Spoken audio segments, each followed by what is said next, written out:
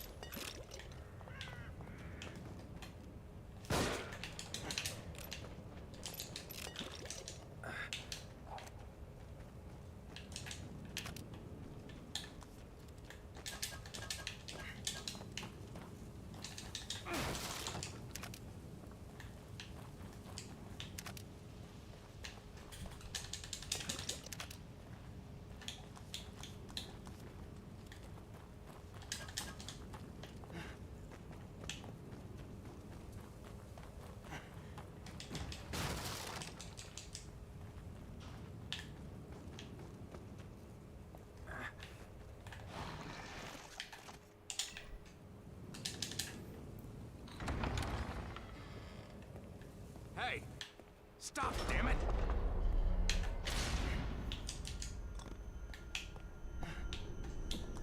Now what?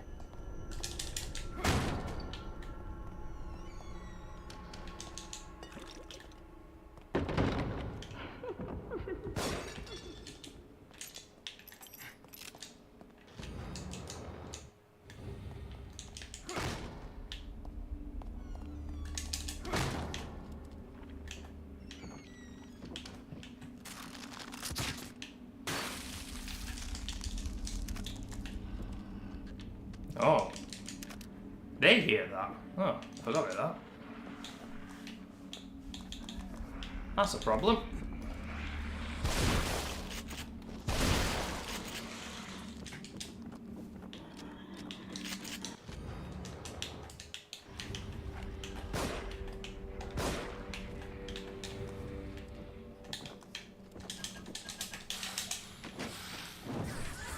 Hello.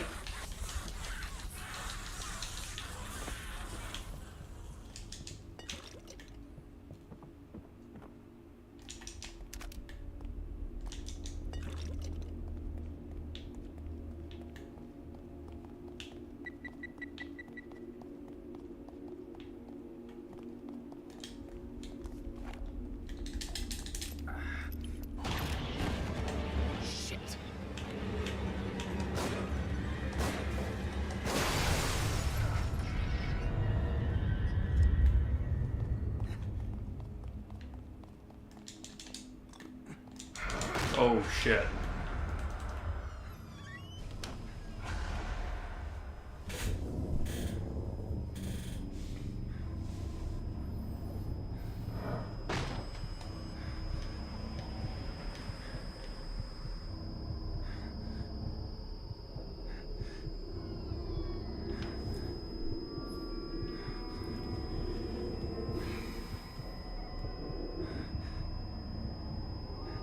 Bam, bam.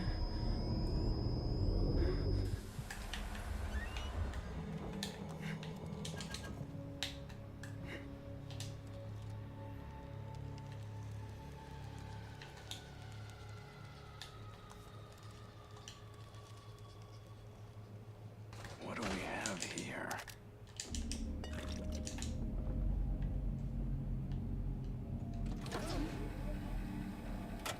Subject number 12, test 71B.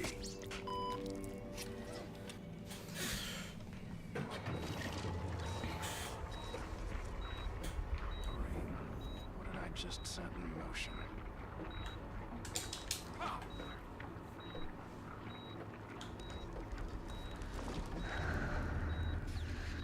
Oh, Father. Whoa, look at that big heel. Jesus. Did you actually think you locked me away? I would just... Fighting a losing battle now for him not spawn again.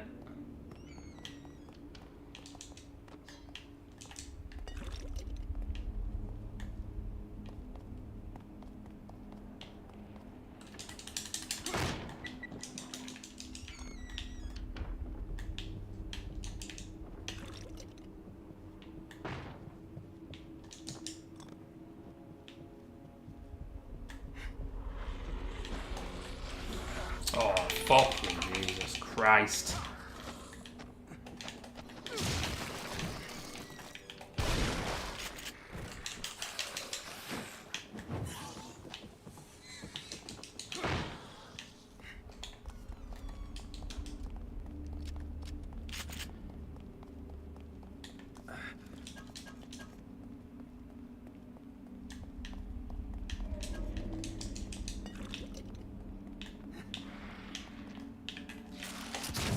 Oh yeah, I've got flaming harpoons. Have I got rid of that? See ya.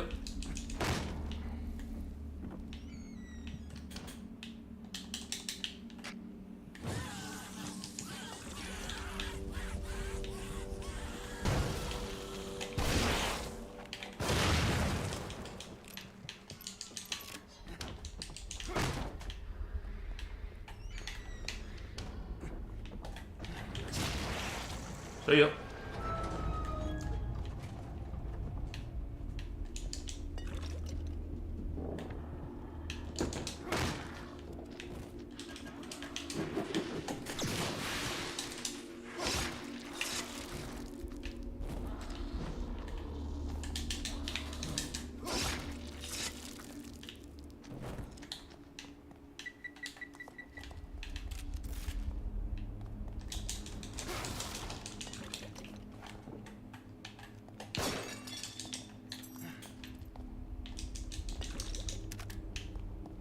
Again.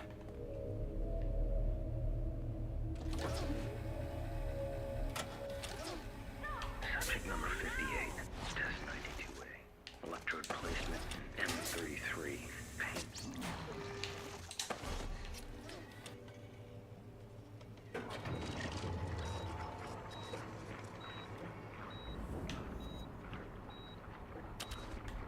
Is this... what did you call it?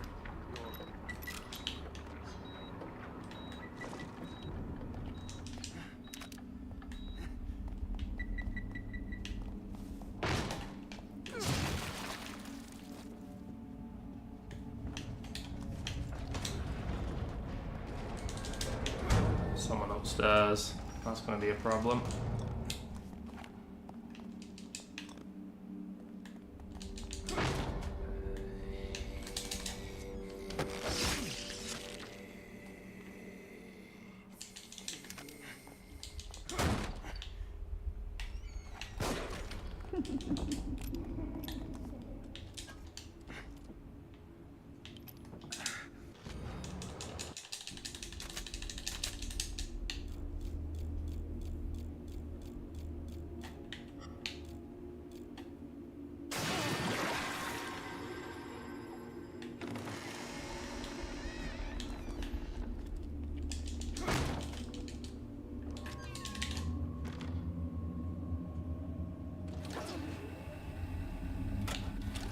Subject number 14. Test 88C.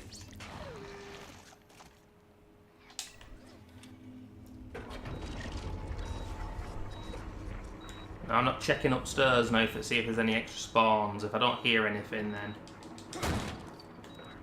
I presume everyone's dead. The hospital has not received the family's usual donation this year. And why would they? Has the hospital been doing anything worthy? These gentlemen are here.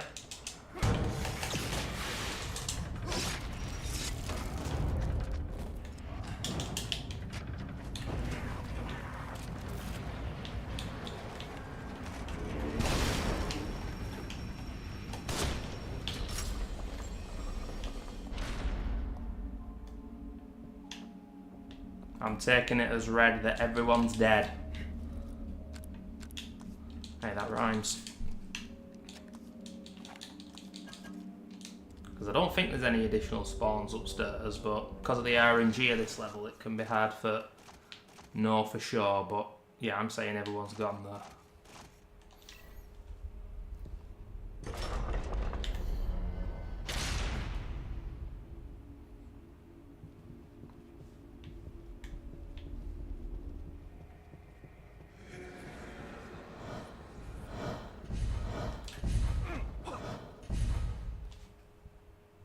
Slice clean, all the way.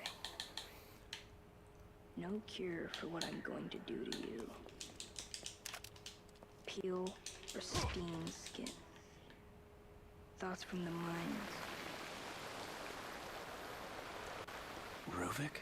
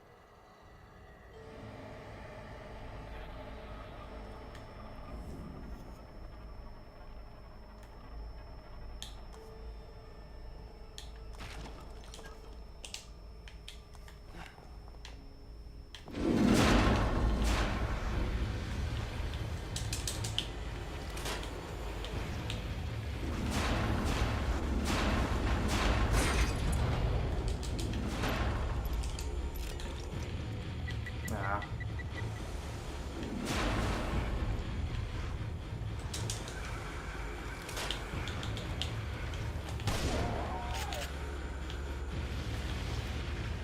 Nah, I don't trust him not spawn again.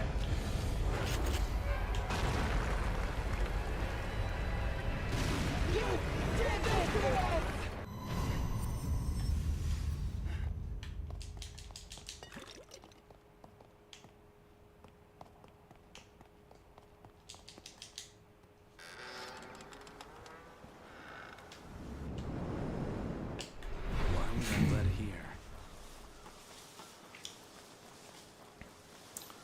Something amusing and totally pointless here, ladies and gentlemen. If we go at this speed, the Seb rushes past the sunflowers. He's swimming without water. Unbelievable. Go on, Seb, lad.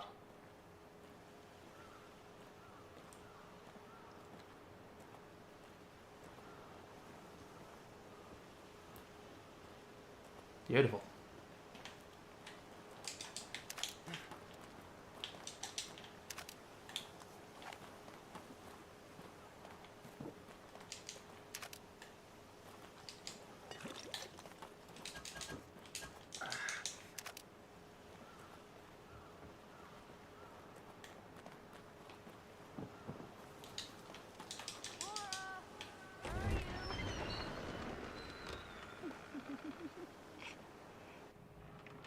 I know you're in here.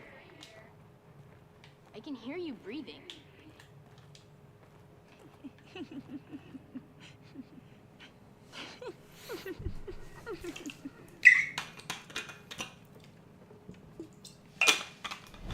Rich bastards.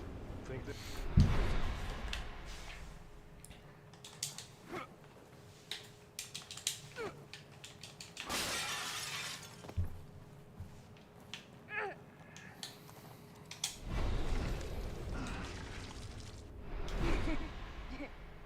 What the...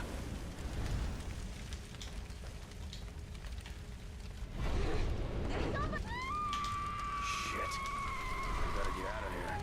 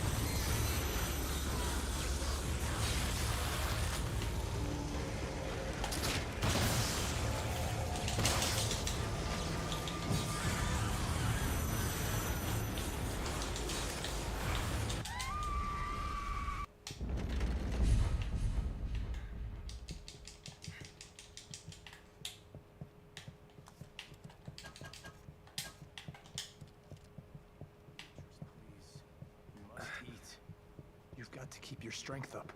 My children. How long?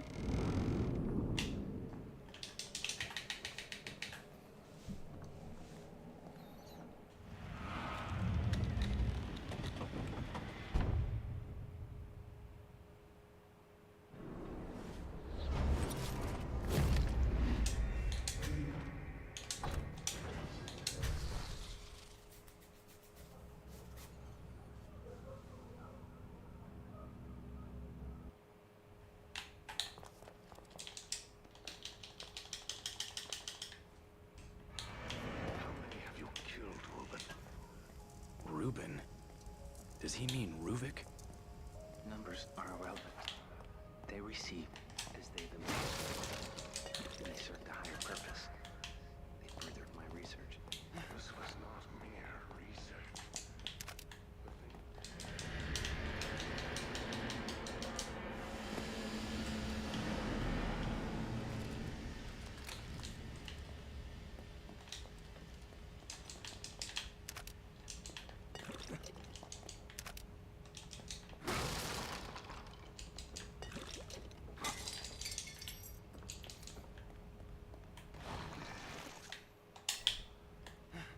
You know what? We'll go back to the nurse. We've got a lot of keys and a decent amount of green gel.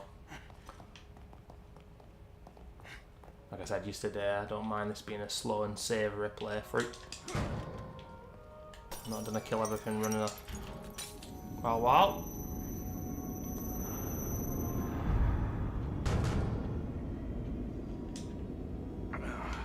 My head.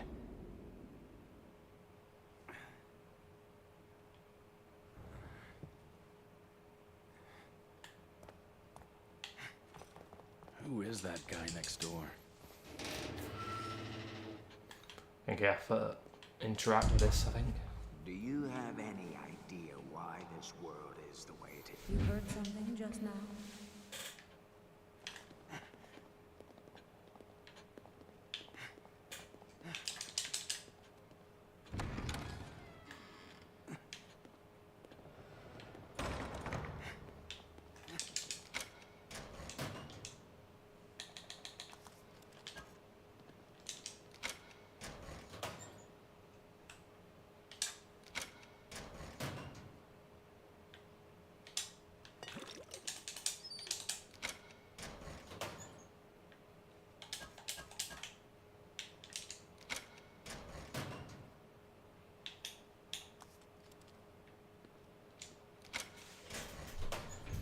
Yeah, we've got a real surplus here.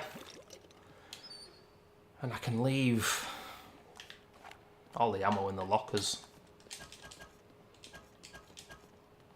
There's a flashbolt coming up, so I'll leave that one in the locker.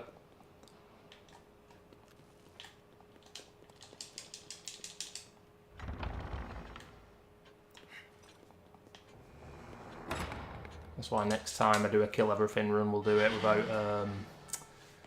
without the use of the lockers.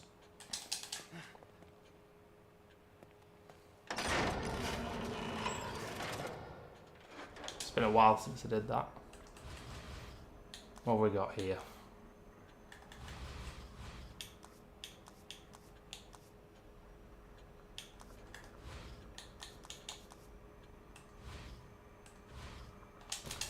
Yeah, we may as well get the stock up to max now on that.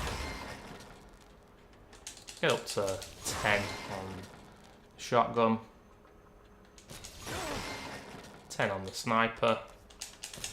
Sold 3 syringes now. You know what? I might go for one more in the grenade. It's all a bit about stock here.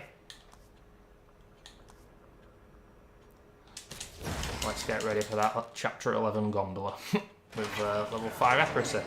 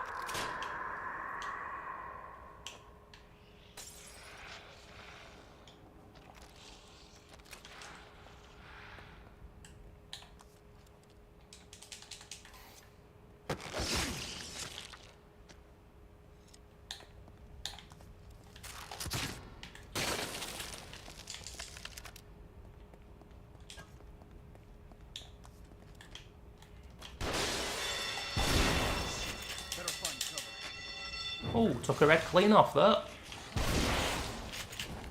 I'm going to lose access to that axe if I hit him that.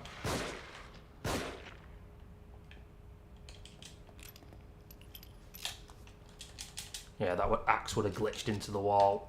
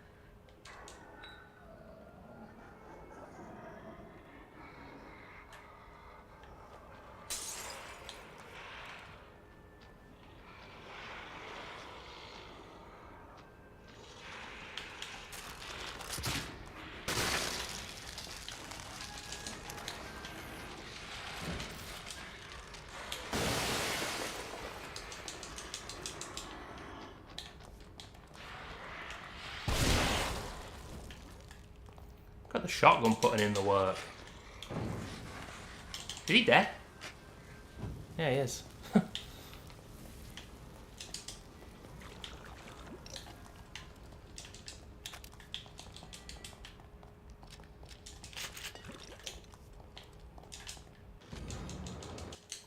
Yeah, I think I've only got 10% crit on the shotgun, and surprised the difference it makes. Level 3 fire power as well, of course.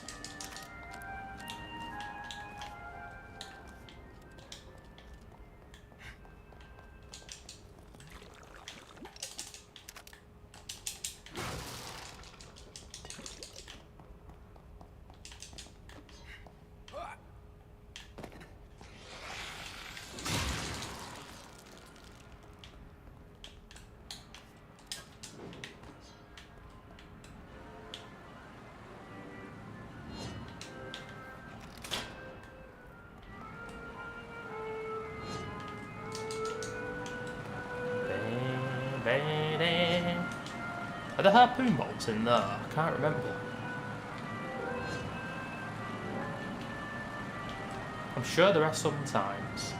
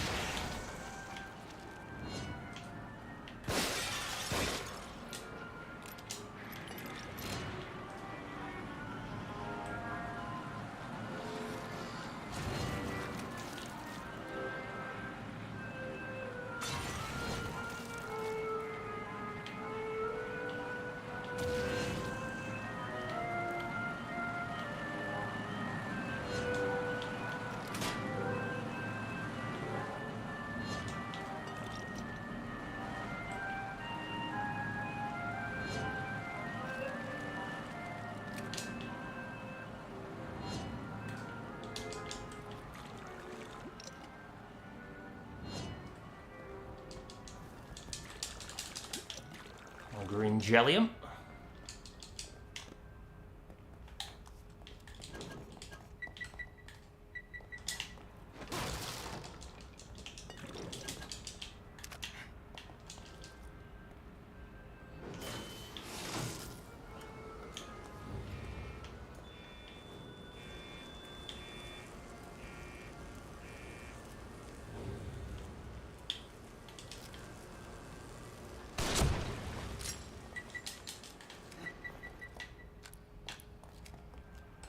Not disarming bombs, ladies and gentlemen.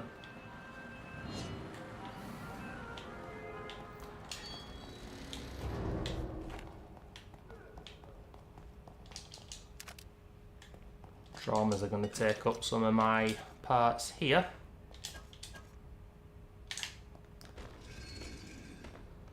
What the?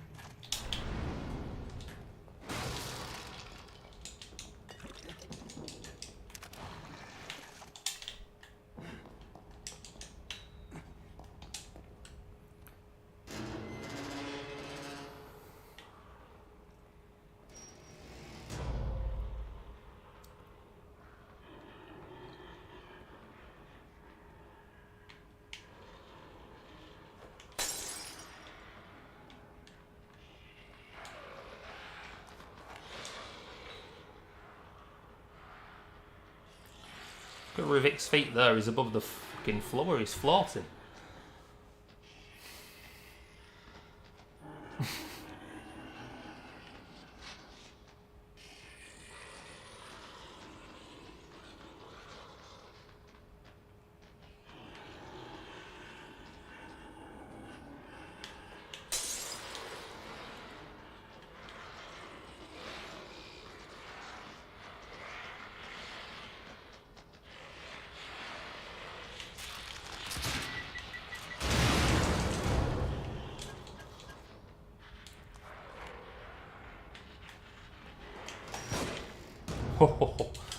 Don't think he was getting through. But it was close.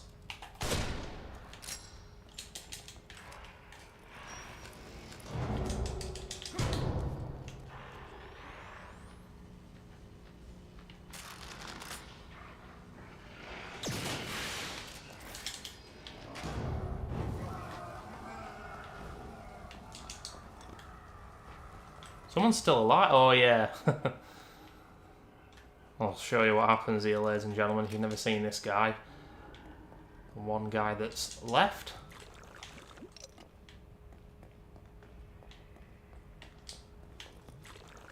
And I can tell you that he actually knows where we are. Which is the most incredible thing.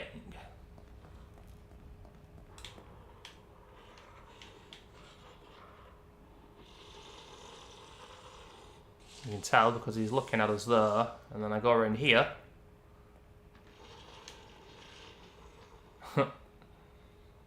Oh, he's actually moving. He doesn't usually move though. Interesting.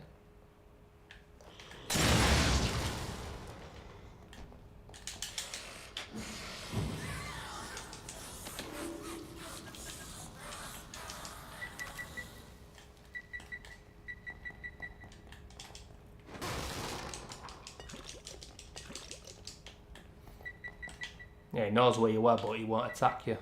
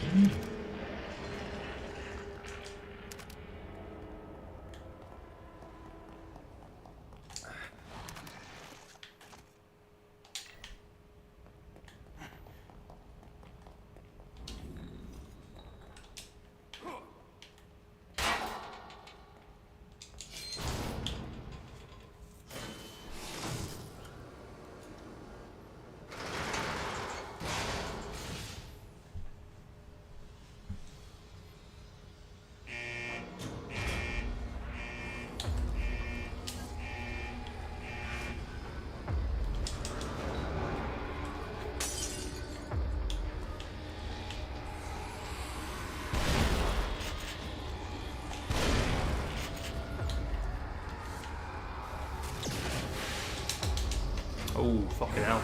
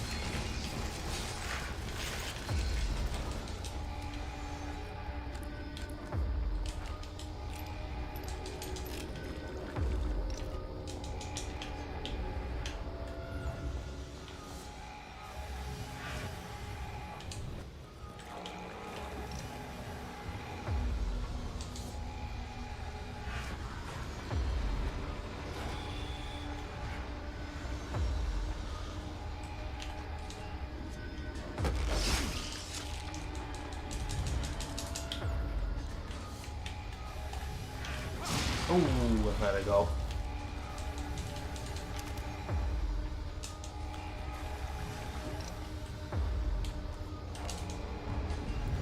Mentioned it yesterday, one thing that kind of irks me about this game is using the axes and torches, and sometimes you get hit. Oh. God damn it.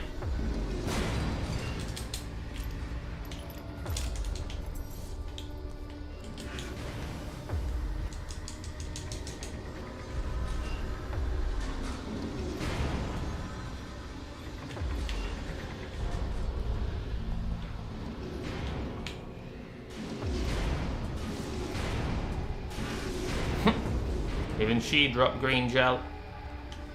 I gotta pick up all the gel, ladies and gentlemen. I don't need to, but it's just an addiction.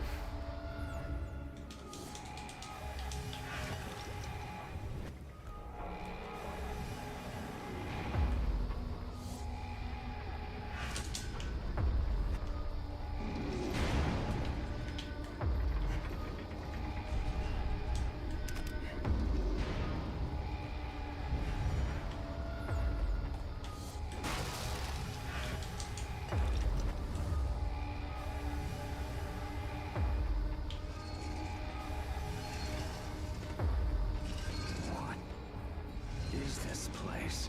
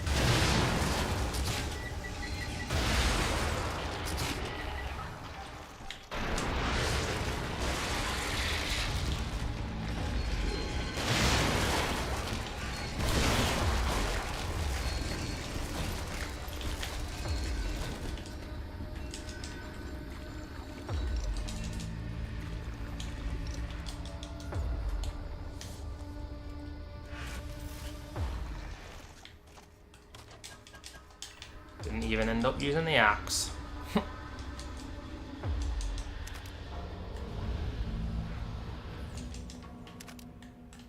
Now, I did say on this playthrough yesterday that I would kill the enemies when Laura's chasing us, and it's upcoming in the next like 15-20 minutes. I usually don't.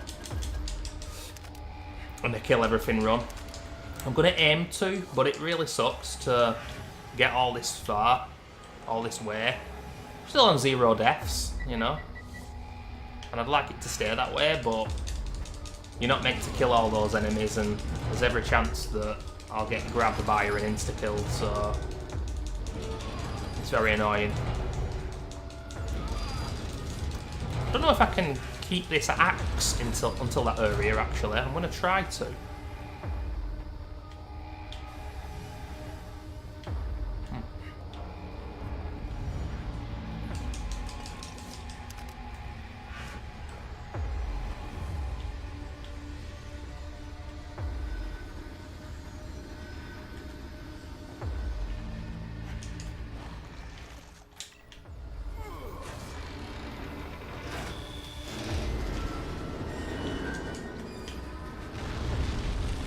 How much green jelly have we got? 22,000.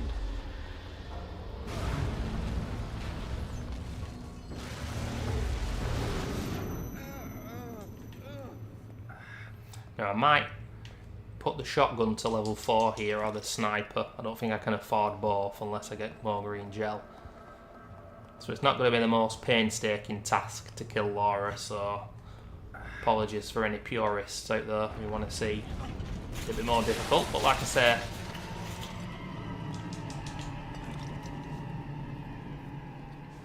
probably will. Let's leave the axe here. Should be here when we get back.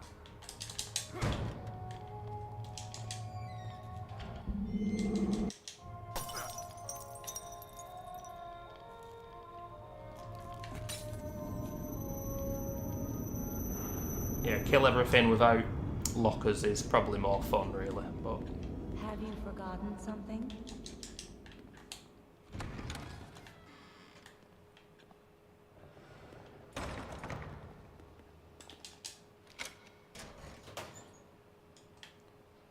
more shotgun shells.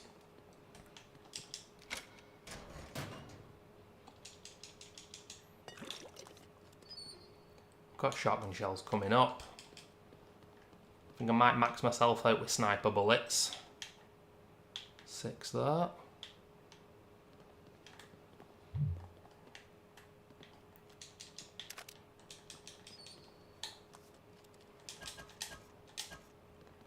Is there any, I'm going to take those. Explosive bolts. Yeah, we're going to need a lot of them coming up. Shock. Are there any coming up?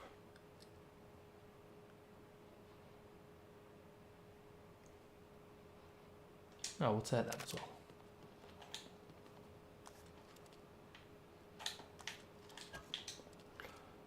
Yeah, a lot of people these days I've seen online and on the Evil Within Reddit, a lot of people are using a guide to get all keys on the first playthrough.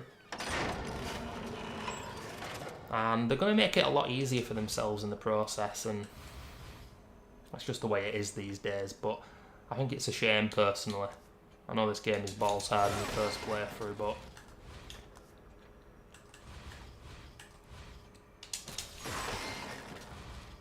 I didn't look at a guide for my first Nightmare and Akumu playthrough.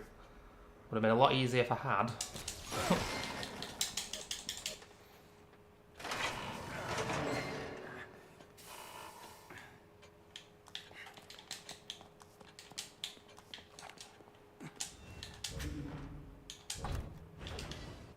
But I don't regret it, I really don't. Anyway, this is the issue now with this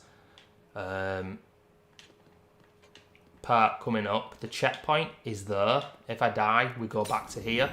It's probably the worst checkpoint when you're doing this kind of run. So I'm going to give it one go, and if we fail it, I might not kill these enemies coming up, because I tend not to kill them here and at the end of chapter 2, because it's not impossible, but it's not fun to do. I am going to be killing everything in chapter 12, even though I don't like that chapter. But yeah, this ain't optimised, and I don't really know the best way to avoid her here.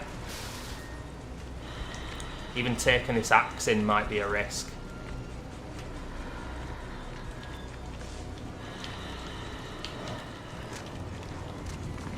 Of course, I could shoot her here. I could make her disappear, but it's just a waste of ammo. Oh, Jesus, I don't want to do this.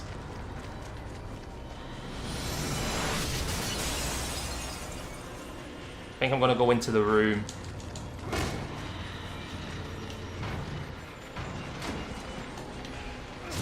Oh my God.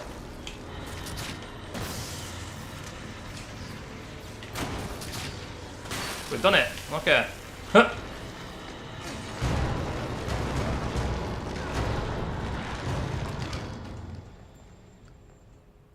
You didn't see them shatter, but they did.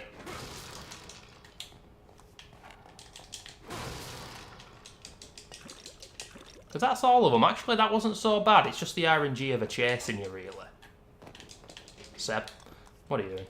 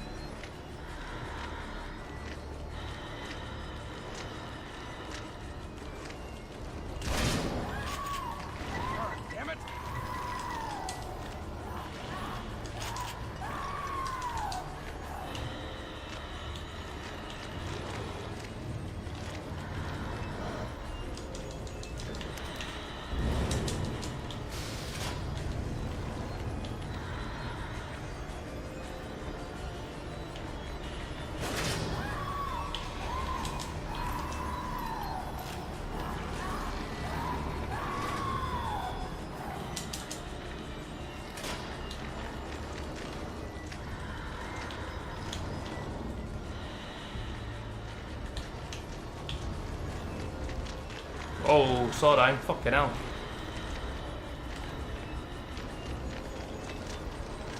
Don't need to worry about the sniper bullets there. Oh, where's she going? Because we're full, as we are in explosive bolts.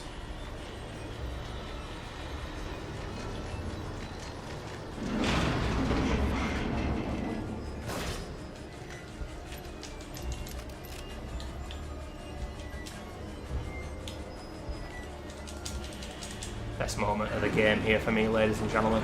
Absolutely unbelievable. On this whole chapter.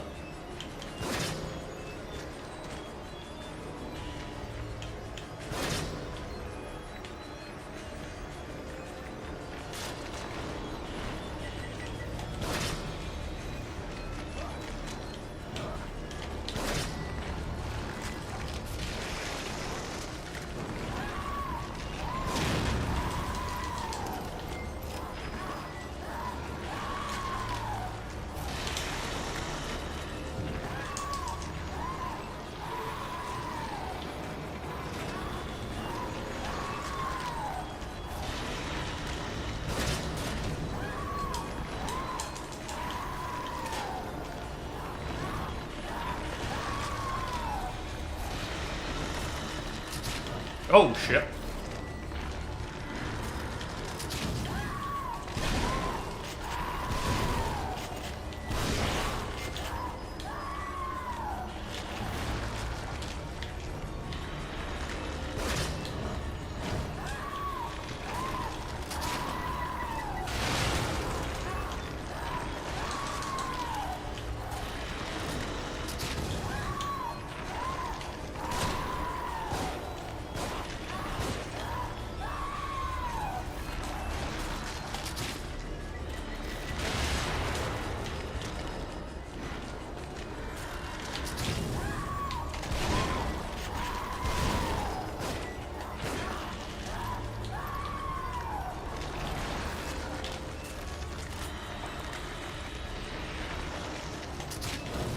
Oops.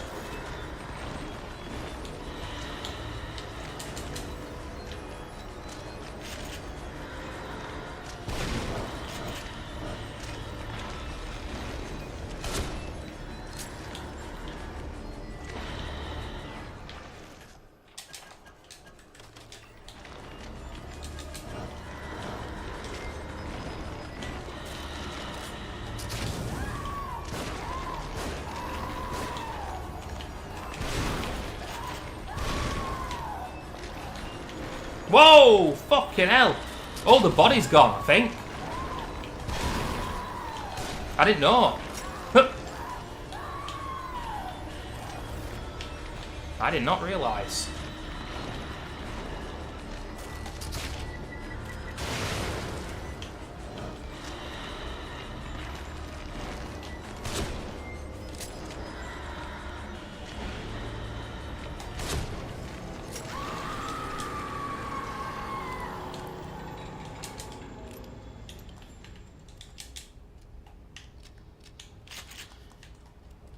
Yeah, the body had gone. I was like, why is she not spawning through the body?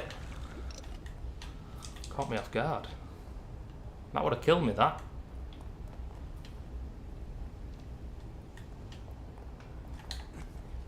But yeah, that's the secret to killing her though, leaving one body, letting her continuously spawn out of it, unless you activate this glitched lever.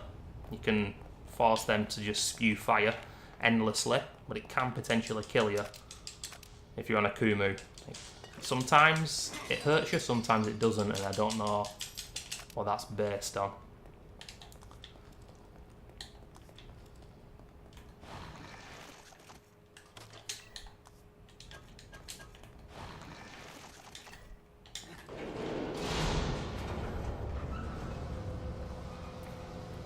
Always a lot of fun to do. I mean, if there's an audience for it, I don't want to turn my YouTube channel into a streaming platform because, you know, many years ago I was streaming on Twitch. I did it for about on and off from 2015 up until about 2022. Most of the time for no one watching, and obviously on YouTube, sometimes my videos get next to nothing, and sometimes they get views, but I said it yesterday, you know, if YouTube put more effort into streaming and improved it, it wouldn't be that bad at all.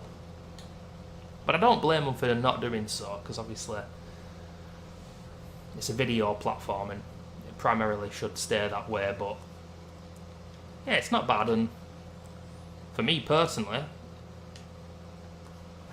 if more people are watching me on here, then I'm going to stream on here. Shit, back here again.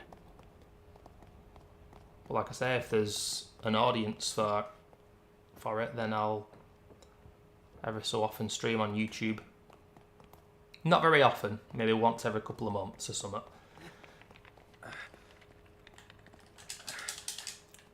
Won't always be kill everything runs as well.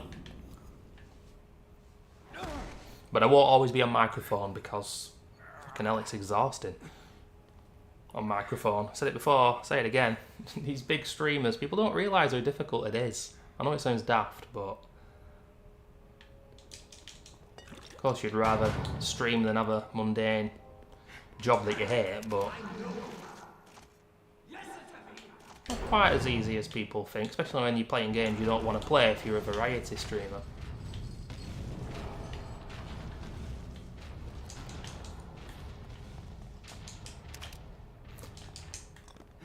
But yeah, if I stream again on here, we'll do a kill everything run without lockers. Still not disarming bombs, so it'll make it tougher. And you upgrade slower, of course. And then no matches, no crossbow, no keys. That's one of my favourite playthroughs, if not my favourite. Not done handgun grenade for ages.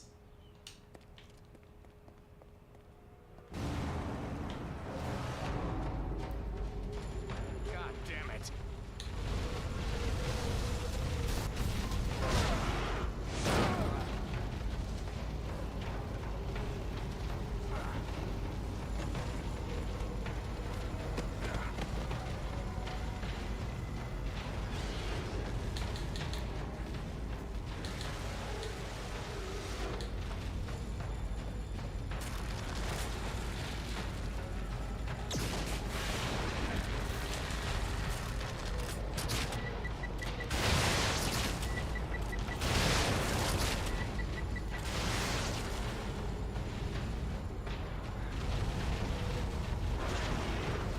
Only got one grenade here.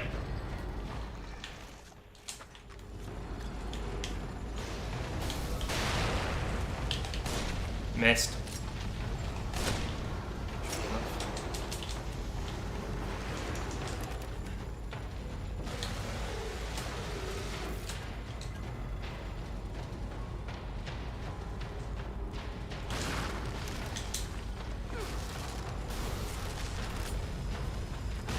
Whoa, where is he? Fucking hell.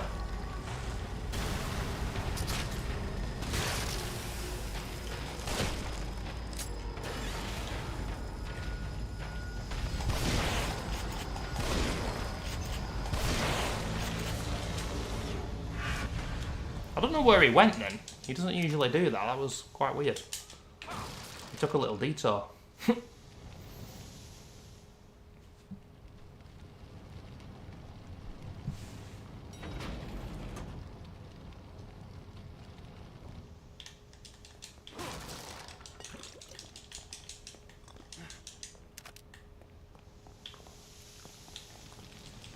Gonna be maxed out on our handgun soon. That's a fun playthrough as well. I've not done it for many years. Handgun, shotgun only. No grenades, no nothing else. You can only improve, upgrade, I should say, your stock. So the guns still feel like shit. That's a fun one.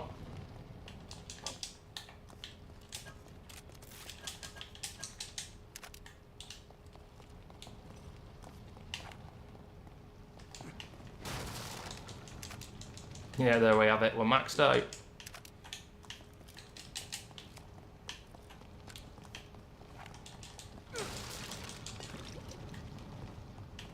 Decent amount of ammo in this game.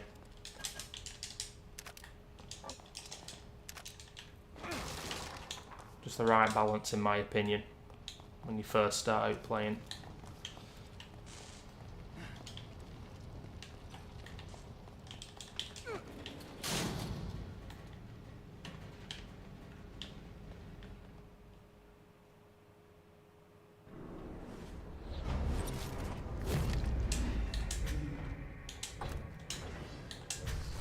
Hell, 5 hours.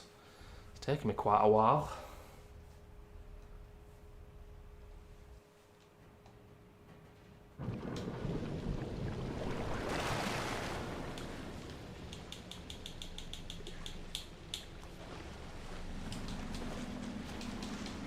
Got to be careful in the rumba factory not to get my harpoon out, because I'm pretty sure even if you're cycling through your weapons, you'll just blow up if you've got a level 5 harpoon. It's absolutely ridiculous.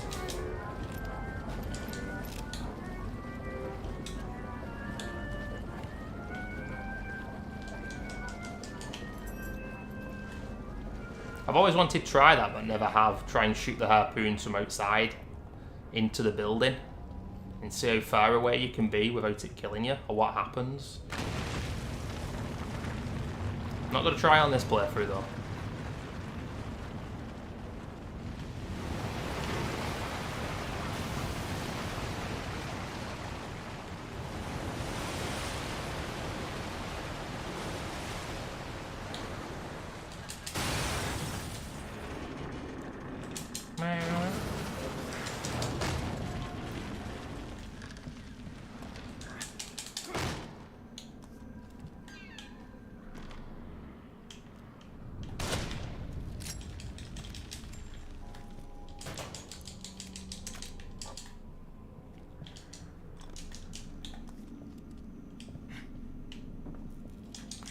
The Magnum.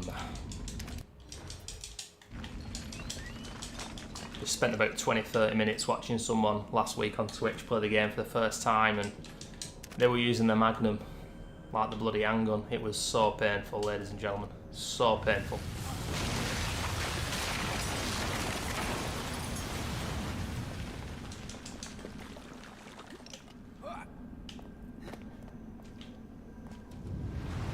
I was thinking to myself, if this person's played a Resident Evil game before, which is a good chance they have, obviously, they should know not to be doing that.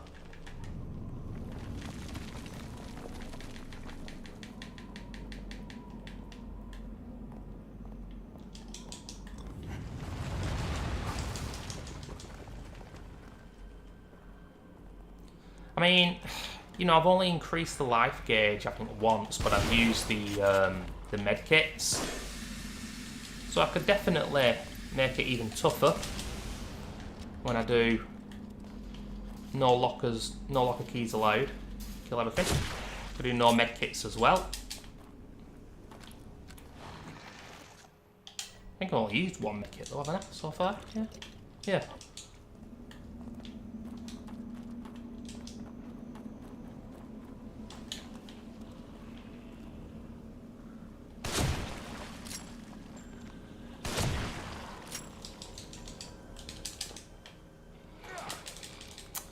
We're not seeing the construction worker. Ladies and gentlemen, the next snapper, I'm afraid. Maybe we'll get lucky and he'll be on the right hand side here.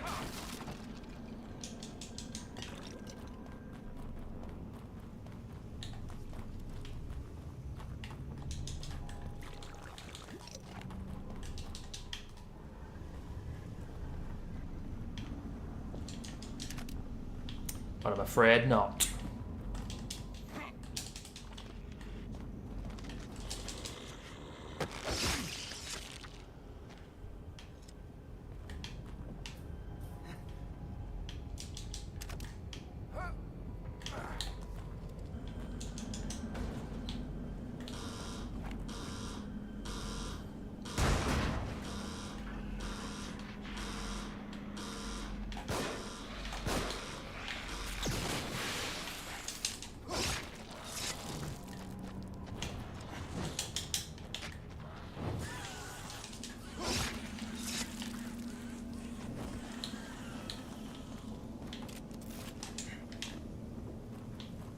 Not done crossbow only as well for a long time. And I can't remember if I ever did crossbow only with no bomb disarmals allowed. I think I did. But I think I allowed myself to use grenades too.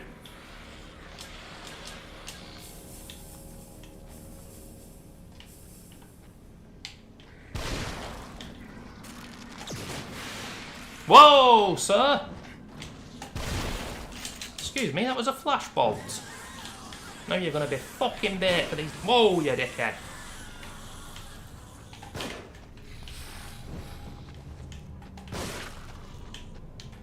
There's the level 5 crit not working again. Fucking bank manager.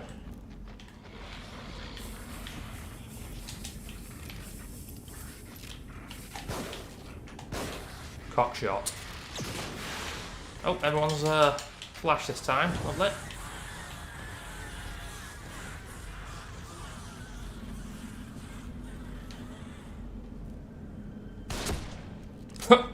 Boom, get dropped. That's why the level 3 sniper's so great.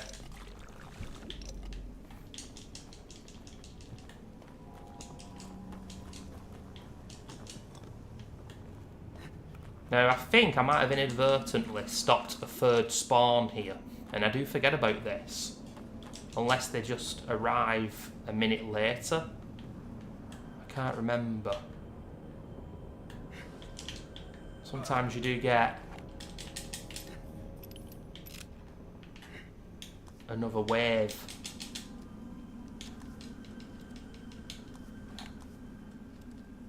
But I don't know if it's reliant on enemies still being alive in this area, like the machine gun guy. I think it might, you know.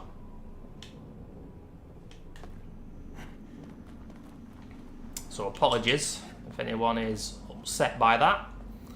To take it up with the Alexander Hilly lawyers. But we have indeed stopped a wave of enemies, I think. Because I have known there to be a third wave before.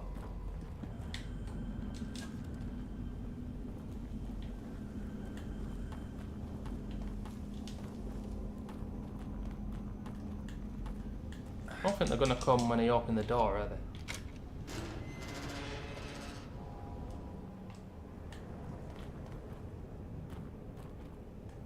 Nah.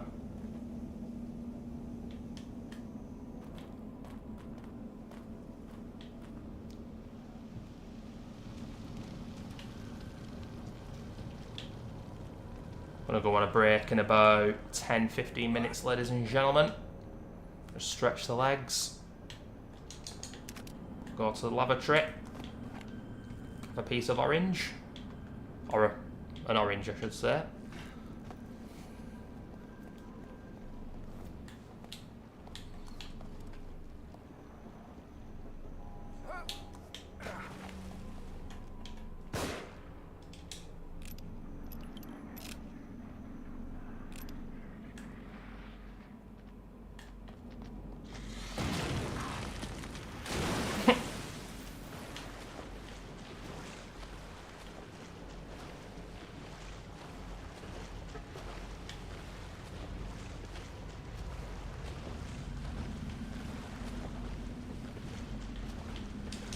Can I get that from here? We've got every key so far anyway, yeah.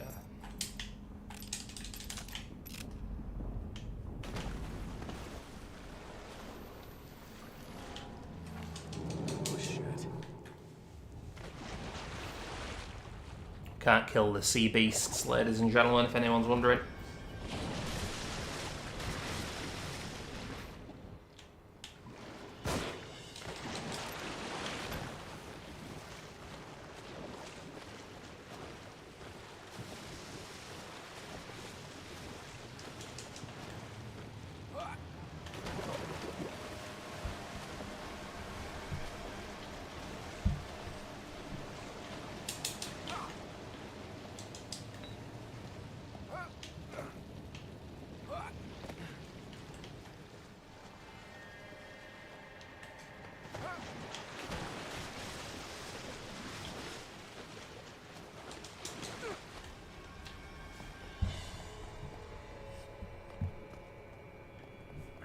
Sure as hell don't want to go back in the water anytime soon.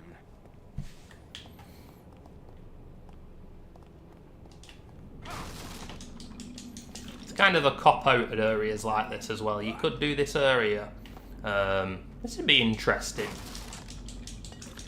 Like, kill all the enemies before you kill the insta-kill Ruviks. But I'm not going to do that.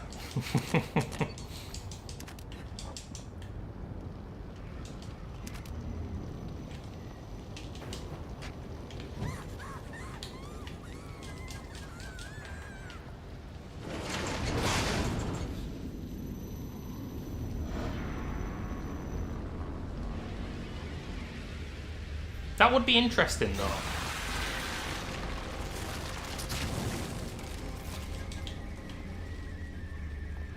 Could probably do this without the shot bolt, but we're going to be safe.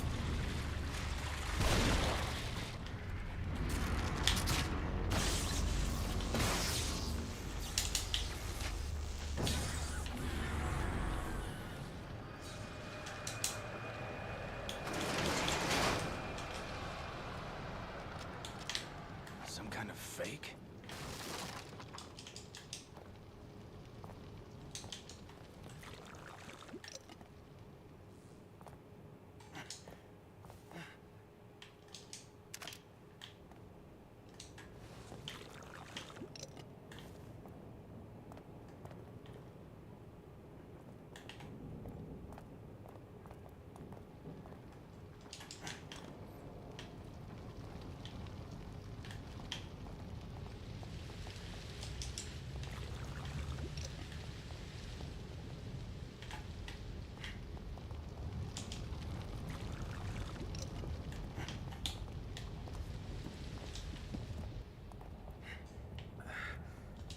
Let's just heal as well. We took massive damage before. Look.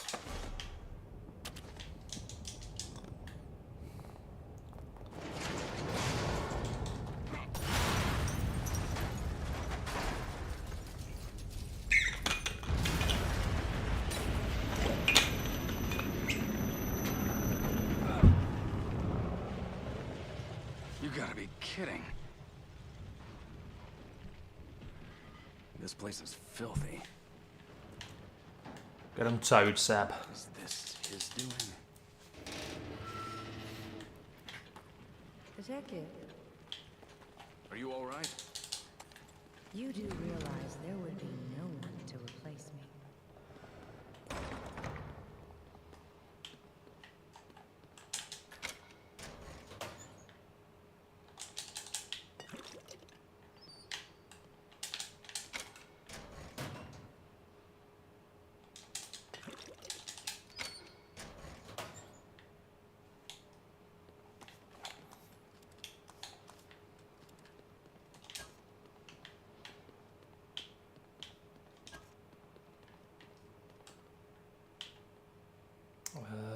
Yeah, I'll tell.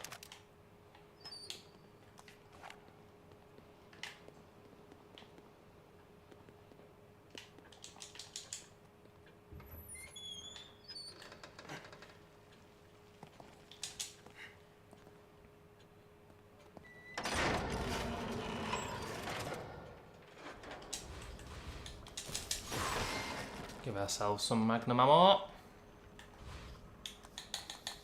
Try and avoid any accuracy memes.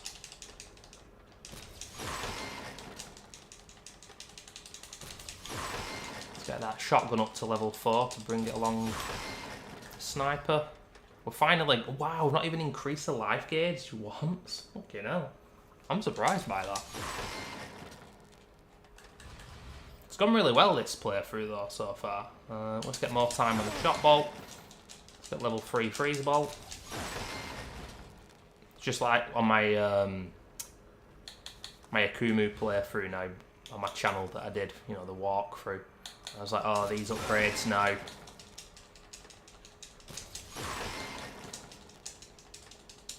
Are kinda not all that important.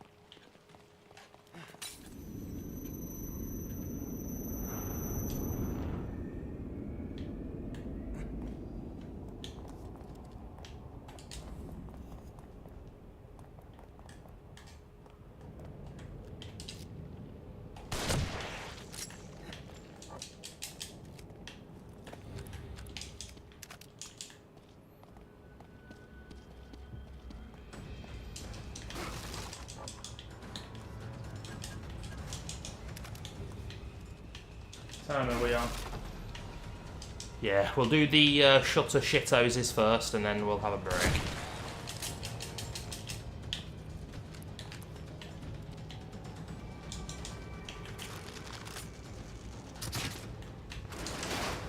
How many grenades have we got? 4.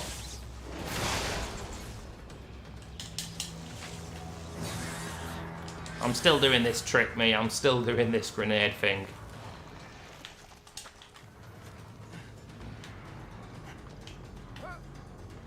Partying like it's 2015, ladies and gentlemen. The good old days.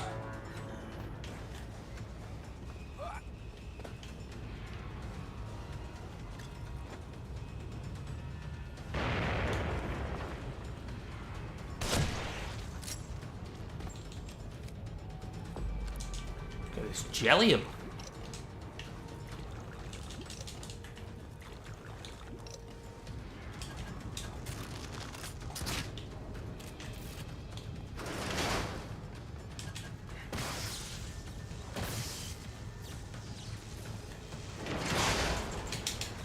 He was very slow.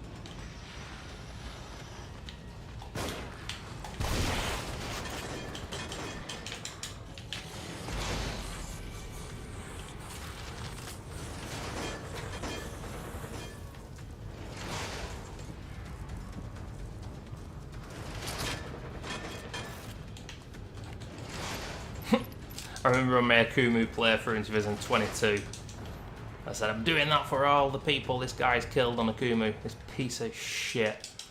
Right at the end, this guy just kills you, and when you first play the game, it's very hard to know how to do it.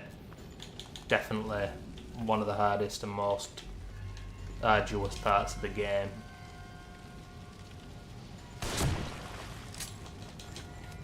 I remember it absolutely destroying me. Mentally as well, ladies and gentlemen. I remember it destroying me on Nightmare.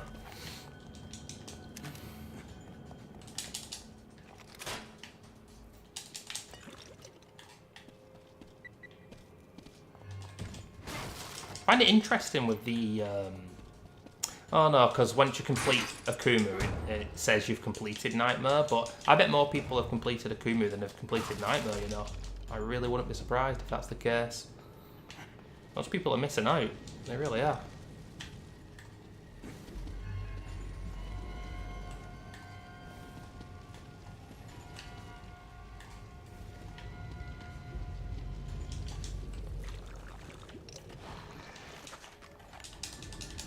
I don't necessarily need to use the Magnum here, but I am. Could easily use a flashbolt to kill that guy in the distance. Him. The machine gunner.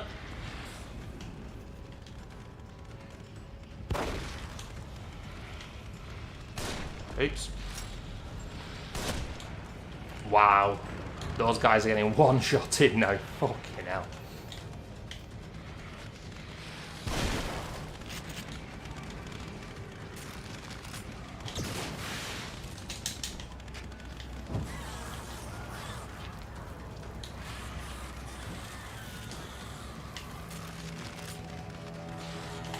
Oh!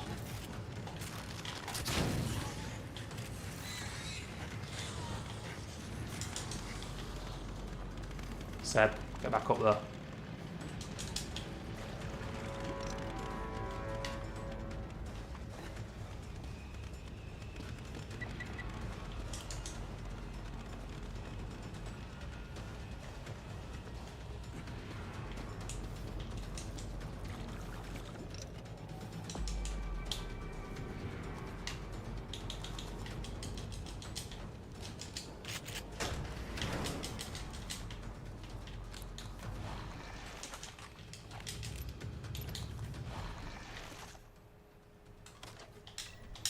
Okay, ladies and gentlemen, I'm just going to have a quick 5 to 10 minute break. Stretch my legs. Thank you to the few people who are watching, the few people that have actually liked the stream. Like I said, I'm going to stretch my legs and then we'll do the gondola. What happened next amazed everyone. BRB.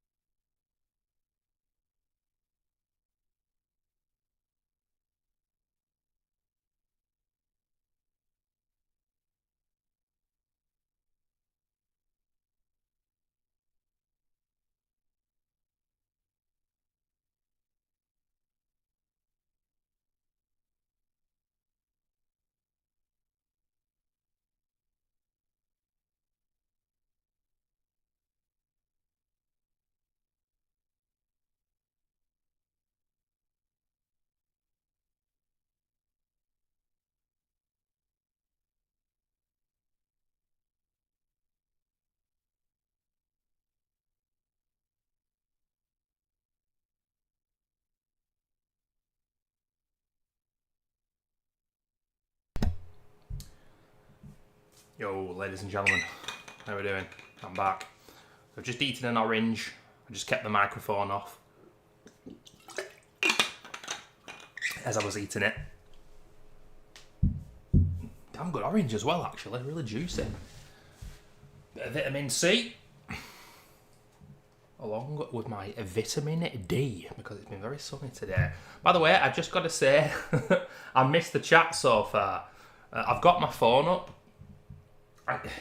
First time I streamed from YouTube a few days ago, on OBS, for the first time in years, it incorporated so you can see your chat on OBS. But when you make it so that you make it a premiere so people can see that you're going to be streaming in the next day, for some reason it took away the ability for me to see my chat in OBS. Don't know what the fuck that's doing. I don't know why that happened. Not sure. But yeah, it says chat publicly as Alexander Hilly, and I was just thinking, right, well, if anyone talks, I'll see it. And I didn't realise I've got to click on it to see the chat, so I do apologise. I don't think I've missed anything apart from Manduk. Is it okay if I call you Manduk, dude?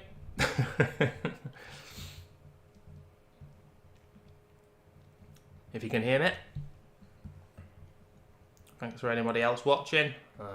Thanks for your comments in the last couple of years, dude. It's really cool when people give feedback. I love people who lurk as well. Anyone who's watching and relatively enjoying the content's good. There was also somebody else who came in yesterday. They'd been lurking for a while. Someone I've never known. Username I didn't recognise, and said that they'd followed because of my Callisto Protocol walkthrough about a year and a half ago, and I was like, oh wow. I was absolutely delighted to hear that. There's one person, it makes it all worthwhile. And like I say, I did say yesterday, that walkthrough continues to drip feed views. Every day it gets like 5 to 10 views.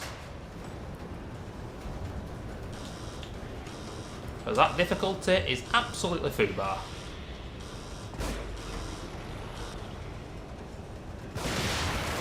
I just wish there were more games that I could do walkthroughs on.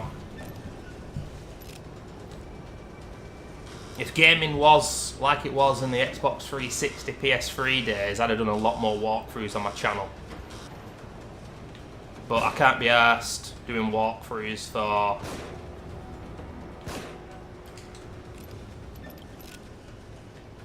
older games now. I don't know, maybe. We'll see.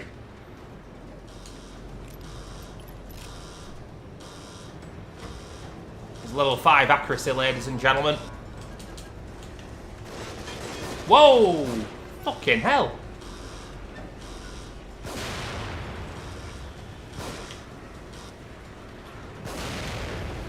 Let him come down. Oh, Molotov in.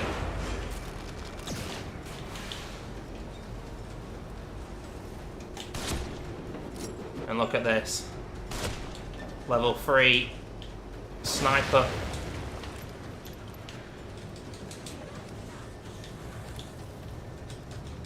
Job's a good one.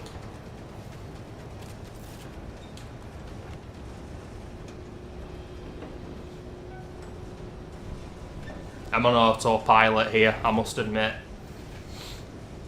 Ooh, pardon me. But I know a few people are watching, and if you've ever seen a Kill Everything run before, it's exciting. Well, I say exciting, fucking hell. I'm playing the Evo Within, it's not that exciting. It's entertaining, relatively, for somebody to watch. Hopefully. If they've never seen a Kill Everything run. But like I say, I'm on autopilot a little bit. And the way to avoid that is by doing different runs. And like I say, if there's an audience for it, once every couple of months, I might stream on here, on YouTube. No matches, no crossbow only. Upgrade everything run, which is kind of like a speed run. No upgrade keys. Dare I return to no upgrade keys? Maybe, but not a microphone, because I'll be turning the air blue and I need to concentrate.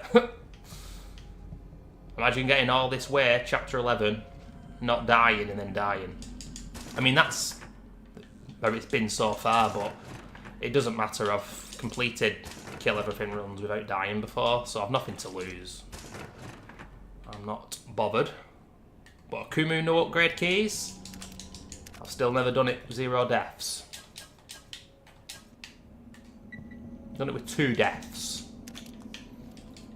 And the first of those 2 deaths from a long time ago now was in chapter 11 on the gondola. Because when you got level 1 accuracy, all your shots miss. Comedy green gel, ladies and gentlemen. Unbelievable.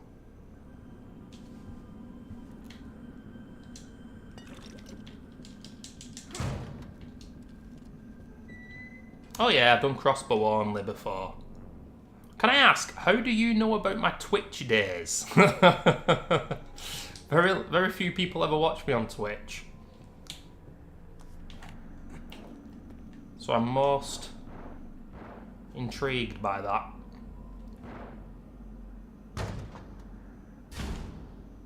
And it tended to be people that loved this game that watched me, which is cool, but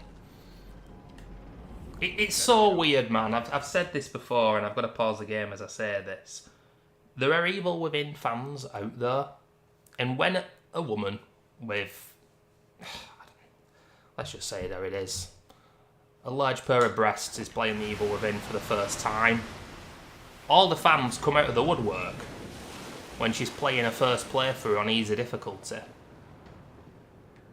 But when someone's doing a challenge run, or a Kumu no upgrade keys or something like that, they don't want to know. It's very intriguing.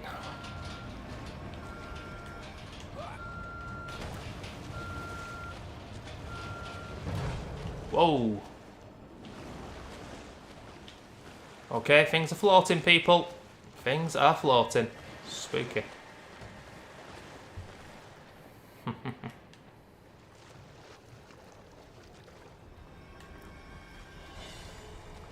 But I'm done streaming on Twitch. I say that and then I'll probably go back to it and then no one will watch. And I used to get very salty about no one watching, and it's so dumb to be like that. It's just, you know, if I'm not having fun, then I'm not going to do it anymore. And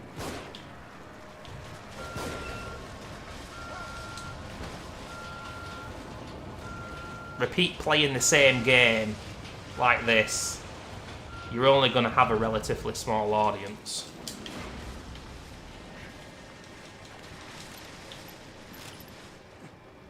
And I could never.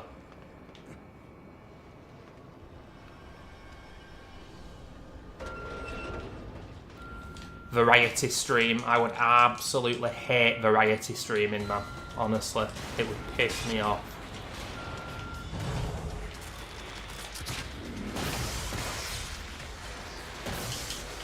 Oh shit! Look at that, people.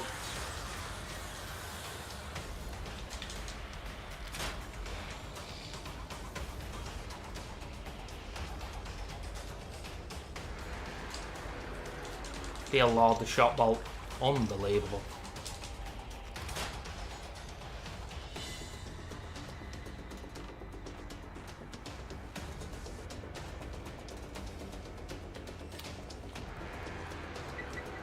Alright, I see. I'm guessing your username was different then.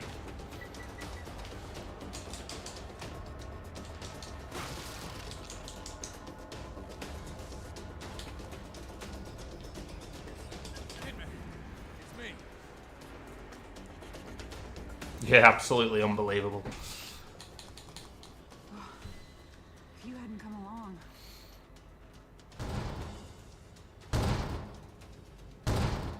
Save it for later. There are probably more of them around. Look out! Let me just see something here. Oh no, Kidman got a kill. Oh shit.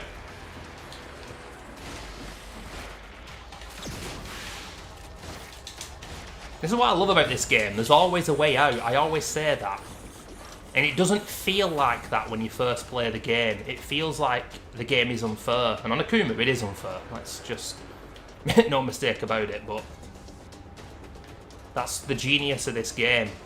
It's easier than people think.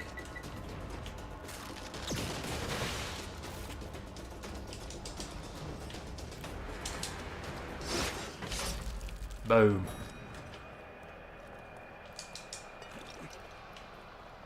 But video games don't make sense. They really don't. Right? The original Resident Evil 4 is better than this game in nearly everywhere. It really is.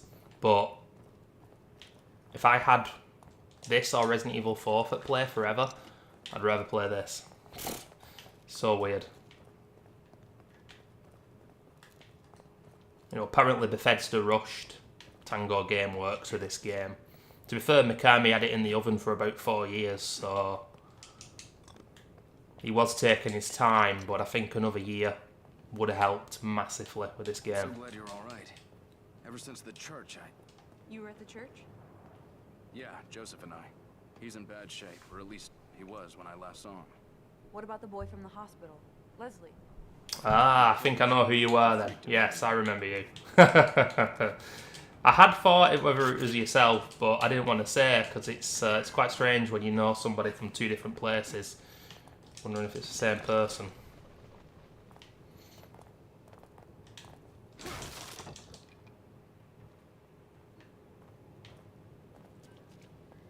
I was raging during that Resident Evil 2 remake playthrough, watching a really cool YouTuber at the moment. And I've even commented on his videos. Called Dilliard Gaming. He's a Polish guy. D-Y-L-I-A-R-D. Interesting name. Like I say, I'm going to have to get rid of my harpoon here, because otherwise... Wait a minute, let me just think. If I scroll through the bolts and get to the harpoons like this, you will immediately blow up. How fucking stupid is this? Look at this. Flame bolts, go through them like that in the Rumba Factory, you will get killed immediately. Let me just use them here.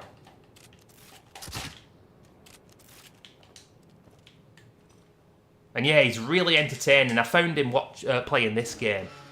Evil Within, then he did Evil Within 2. I think we've all been seeing strange things. Have you been having any nosebleeds? And recently he did Resident Evil 1 Remake. Joseph was. It's like he was turning into one of those things. Maybe it doesn't affect And he everyone. struggled through the game, as you'd expect. Never played a Resi game before. Now he's playing Remake 2, and part of me doesn't like that because I wish he was playing the originals, and I even told him, dude, look, you want to play those originals because they're still amazing. And then he said he's having a break before he plays Remake 3, and that's a whole other kettle of fish, ladies and gentlemen, what they did to that game. Because it's not great. They did that game dirty. They really did. And Resident Evil 4 Remake, I should love that game, but I just find it immensely frustrating. Immensely frustrating. Attack me. I'm so worried that you're injured now. You might try to stop me through you. Wait, what are you talking about? Shit!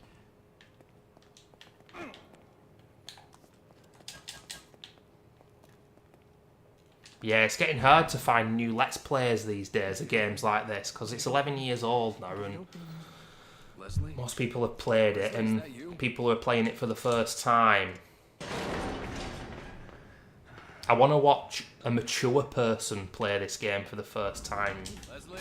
A grown-up, not these bloody Zoomers who are just screaming and shouting through the game and everything. It's not entertaining. And people who start the Let's Play and then don't continue it, I bloody hate that. Something I've never done and I never will do. By the way, dude, if you're still watching or anybody else listening, I will be doing for the channel Resident Evil Requiem as a first playthrough. But it's not going to be the full game. That was complete luck, by the way. Yeah, it's not going to be the whole game. It's just going to be highlights and encounters, similar to what I did with The Last of Us Part 2 back in the day.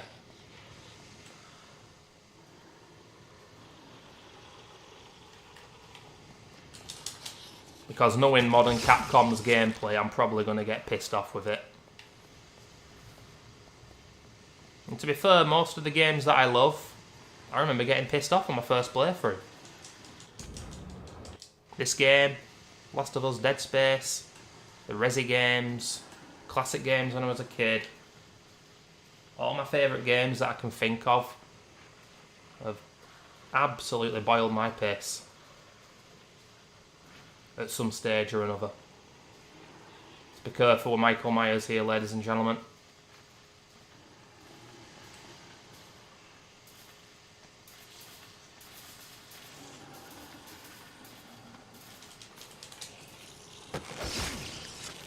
Did you not see my reaction of it? Where was it announced, the Resident Evil 9 trailer? It's in one of my reaction videos, I think. The PlayStation one. Oh, Jeff Keighley. It's the Jeff Keighley Summer Game Fest. It's in there.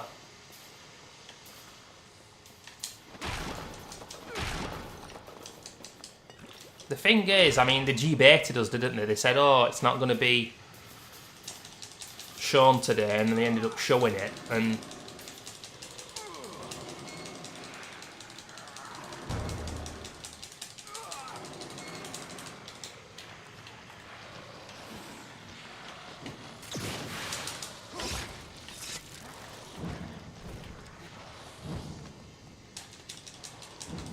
everything looks very shiny in the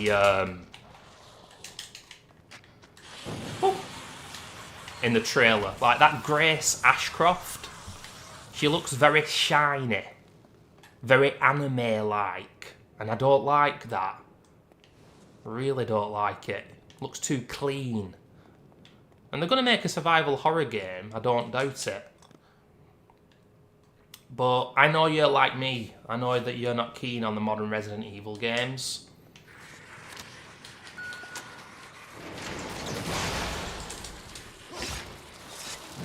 I think they're very hit and miss. And at this stage in 2025, they can't please everyone. I think I realise that. There's going to be somebody who's going to be annoyed or upset or bored with the game. I don't know what you think of Resident Evil 7, by the way, but I really don't like that game. I think it's dull as dishwater. Very dull indeed. And apparently the new game is being directed by the game of... the guy who directed 7, so... doesn't necessarily mean it'll be the same kind of game. Of course, it's in first person and third person. Very interesting. And I will be more certainly playing in third person. Because I don't like first person as much. It's as simple as that. But I get the feeling that it's been designed with first person in mind.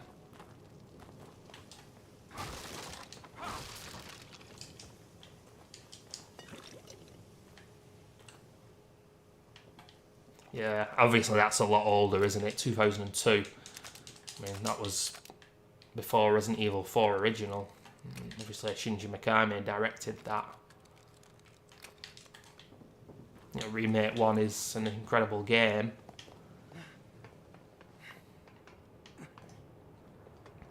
Would I rather play the original Resident Evil 4 or the remake? The original, every day of the week. And it is more of an action game, but it doesn't mean that it's worse. The mechanics are just phenomenal and it's fun as hell.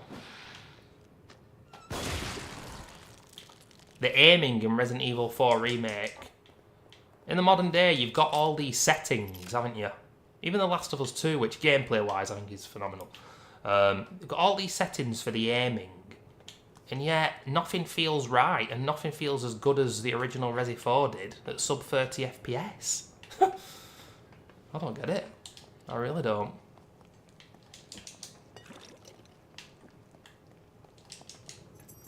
I'd like them to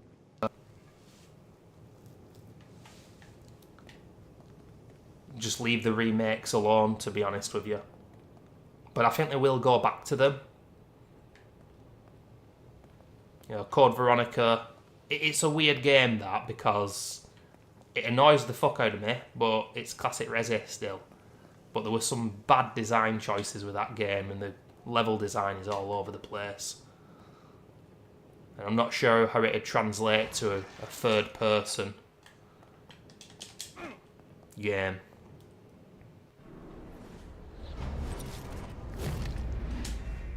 But like I said, the series is so old now that people have got different opinions on them. Alright, I see, interesting. I'm not a Silent Hill guy because I completed Silent Hill 1 a few times before.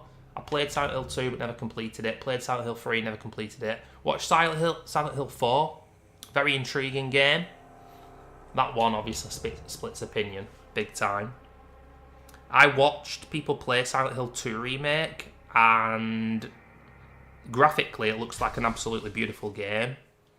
Ton of puzzles, which is not fun in my opinion to do a let's play on or a walkthrough, and I wouldn't.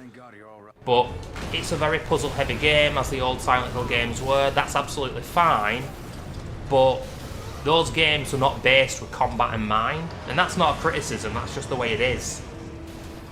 But I watched my favourite streamer stream Silent Hill 2, and he was complaining with the amount of enemies that were in the game. But I guess the devs just thought that they had to make it a game like this, or, you know, the modern Resi games or something. But the thing is with the old Silent Hill games as well, and I'm speaking as someone who's not completed them here, so I might be told I'm talking bullshit, but I think the old Silent Hill games are a lot easier. You get a lot of ammo. You get shitloads of ammo in those old games. And you do in the remake, from what I've seen. And hard difficulty, I watched someone play that. Jesus, it didn't look like it was fun.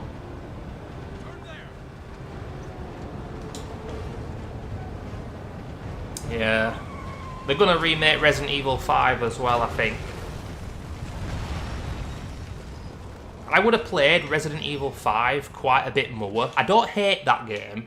I don't dislike it, but I don't love it. And if you remember, with Resident Evil 5, there's an enforced New Game Plus. You've got to delete the game from your freaking hard drive to play a new game.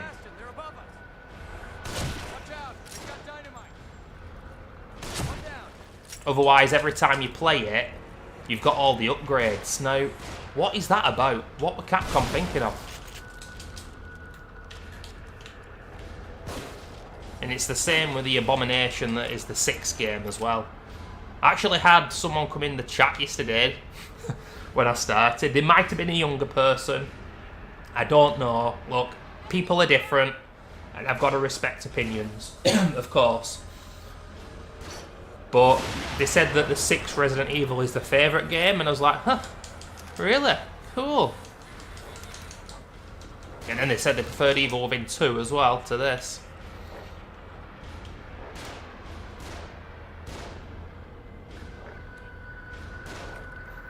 Yeah. You'd have thought that with a patch they could have changed that, right? Taken out of the combat. Because there's no way that people who played the original Silent Hill games and the PS1, PS2 era would have been happy with that much combat. You would have thought they'd have been able to patch it out. Or just tweak it, you know. Less ammo, less enemies. It's not difficult. More of them on the move.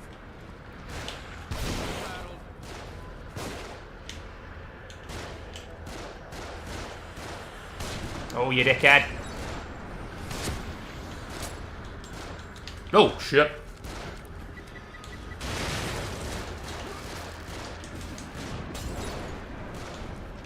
The bank manager.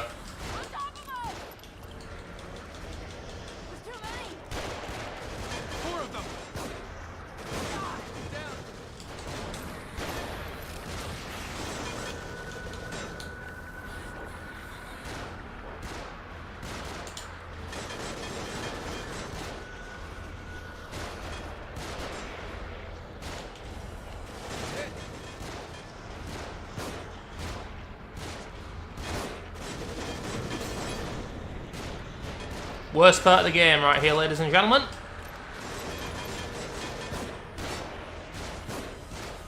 Why are my shots missing? Every single shot, man. Oh, God.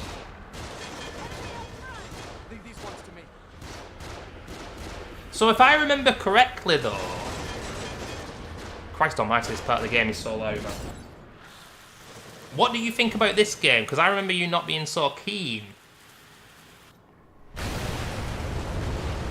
But I have said it before and I'll say it again, with these kind of games... That was a close one. People never love them on the first playthrough, and they don't.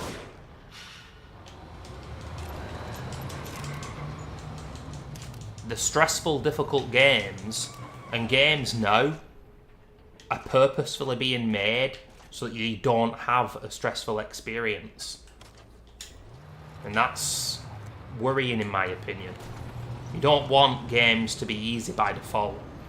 And there's some devs that can still make a difficult game and get away with it, but it's because that's what the fans expect.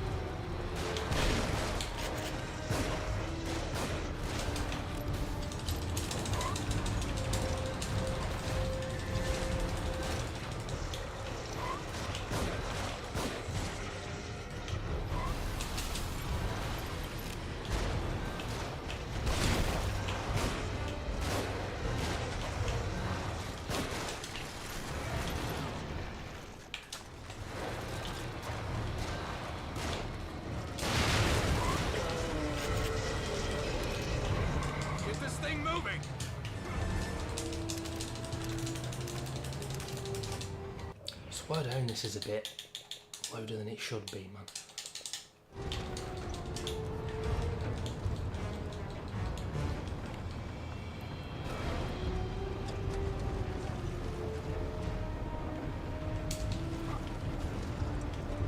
Nice. Yeah, there's quite a few people that didn't like this game and then ended up liking it. I like this game from my first playthrough, to be honest. But there's a gaming pickups video I did back in January 2015 where I talk about this game, and I was up to chapter 11 just before this as I made that video. And I remember saying this is an 8 out of 10 game, really enjoyable. If you like old school survival horror, in terms of ammo conservation, you'll like it, with the action of Resident Evil 4. And back then, you know, I'm not a console scrub. Sorry, I am a console scrub. But I'm not a PC gamer, but fucking hell, that was the Xbox 360 version. With the black bars on release.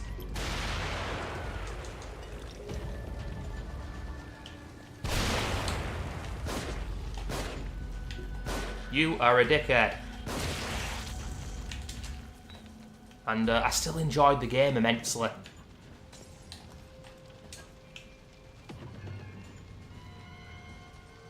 And I wanted to play Nightmare after I completed Survival on this game. And these days, when I complete a game on normal, I don't want to play on the harder difficulties. And I think that's because, you know, I love these kinds of games. So, for example, something that's gameplay based, that isn't a survival horror game, like, I don't know, something like Ghost of Tsushima, which I completed. I completed that on normal. I didn't want to complete it on hard, but what a lot of devs are doing these days is they're taking away the trophies for completing the game on harder difficulties. So people are going to play on harder difficulties even less.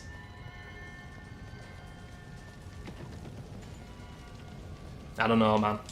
You know, back in those days that you're talking about, 10 years ago now, when we were streaming Twitch, 2014, 15, You could be forgiven for thinking, wow, gaming isn't great then, but fucking hell. No, it is an absolute shambles. An absolute shambles.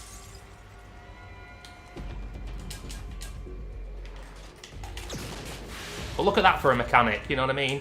Oh, that's interesting. You see that? Even I didn't know that. He went in the burr trap, I flashbolted him, and the flashbolt forced him to come out of the burr trap, which means that you can't burn him.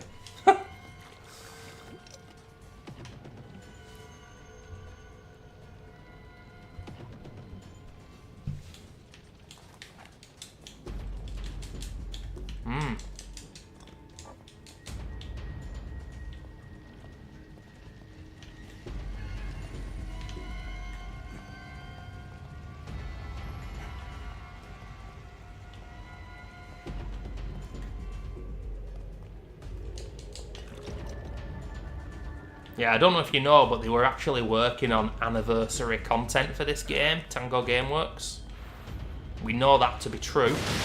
I actually can't believe that that's a thing. I cannot believe that apparently that's a thing. They were working on anniversary content. What the hell does that mean? It must have been a remaster. Why would they have been working on this game 10 years after its release? And then, of course, Microsoft slapped us across the face with a big stinking trout and said, fuck you. Well, thank you very much, Microsoft, you utter wankers, man. Boom, look at that for an headshot. Oh, I do not like this part of the game. Worst part of the game. Let's just get it out of the way. And also, one of these guys might have a gun, I don't know. That's one of the reasons why Akuma is so stupid. Because if you don't know that one of these enemies has a gun, you're just going to die. And that's it. Tough luck, kid. It's over. And that's really not good level design, not good game design. But I honestly think that Mikami kept things like that in this game on purpose, just to say, up yours, you know? You know, the name of the Akumu trophy in this game is You Asked For It. And nobody actually did ask for it. And I think that might be because people were saying games are getting too easy before this game came out.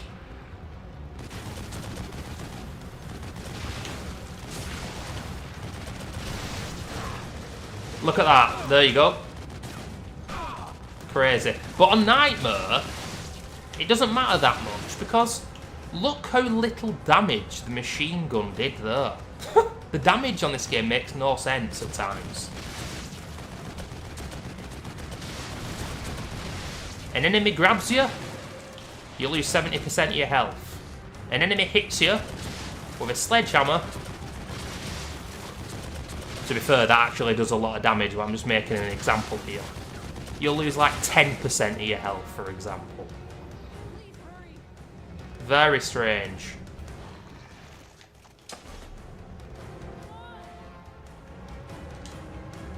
Hey, you can't heal when you're in this. Huh. Look at this! What? Never seen this one.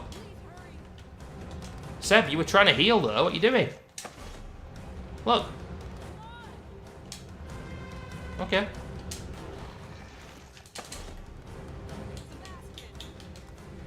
Okay. Everyone's dead. And usually there's two guys in... Oh, there's reinforcements. What we all wanted.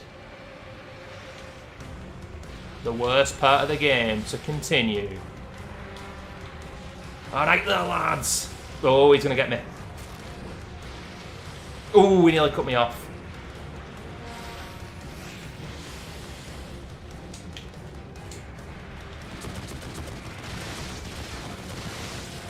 Get shat on, a lot of you.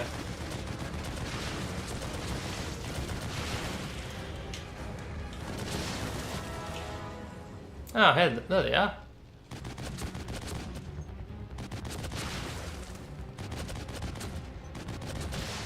You gotta just tap the trigger there. That's the way you do that. You don't just hold down the shoot button. Just keep tapping it.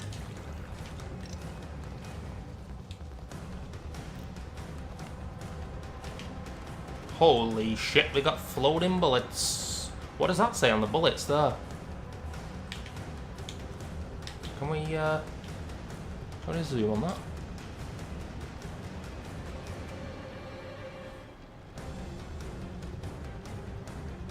Primers? UMC number 33 primers or something.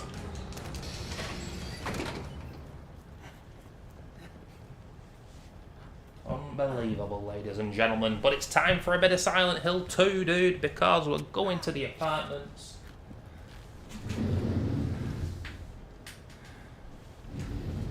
And let's admit it, it was inspired by that game, in terms of the aesthetics. Let's get out of here fast.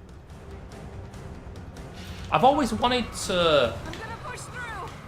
give Silent Hill 2 Original another shot because it sounds so kind of artsy and whatnot, but I've seen that game played. I played about half of it and then I got stuck when I was a kid.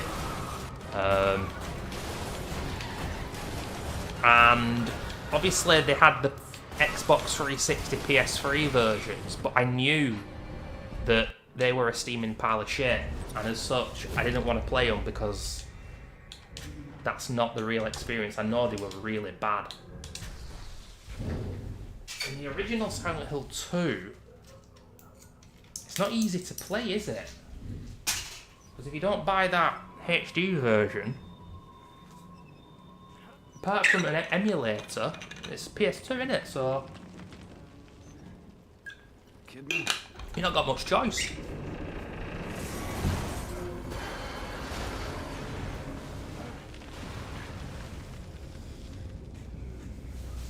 Zero drop frames, holy shit, I can't believe it. UK internet 2025? This time 10 years ago I was streaming at 1 upload. Now we're streaming at between 5 and 6.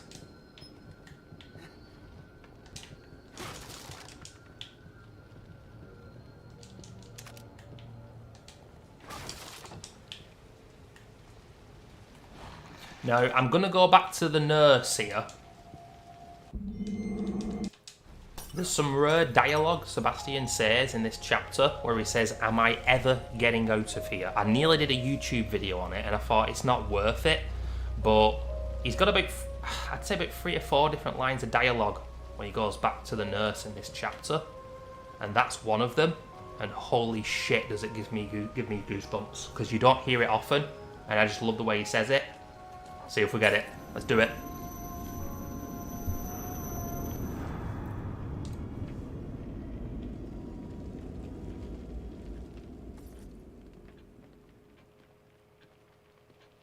What is going on here? Oh, there we go.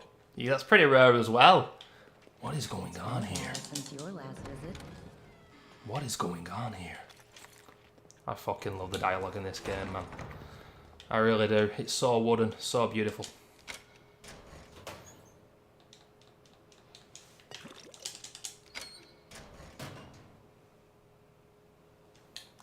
Really? Oh, that sucks. Such a shame. And you know, although I'm not the biggest Silent Hill fan, I do know that that collection, what was it, about 2011, 2012, during the 360 PS3 era, that was, pardon me, that was during a time when gamers were treated a lot better and gaming was in a much better place. So it wasn't that common back then for everything to be literally shit like it is these days. Whereas these days, we just lap it up. It's become a meme in itself. And they get away with it because it's what people expect. Whoa, what the hell? I didn't mean pick them up. I've got motherfuckers out here thinking Grand Theft Auto 6 not going to be an absolute clusterfuck. Ladies and gentlemen, I don't know what to say.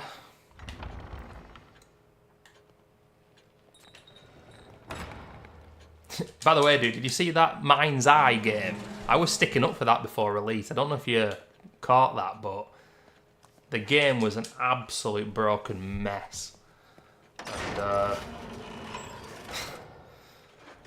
should watch go on Twitch and watch the top clips of Mind's Eye. I wonder how many people are playing Mind's Eye on Twitch right now. Not many. I'm laughing, but it's such a shame. Because there's not many games like that these days. There's not. City environment. One of the guys from Rockstar, obviously. Leslie Benzies, is it?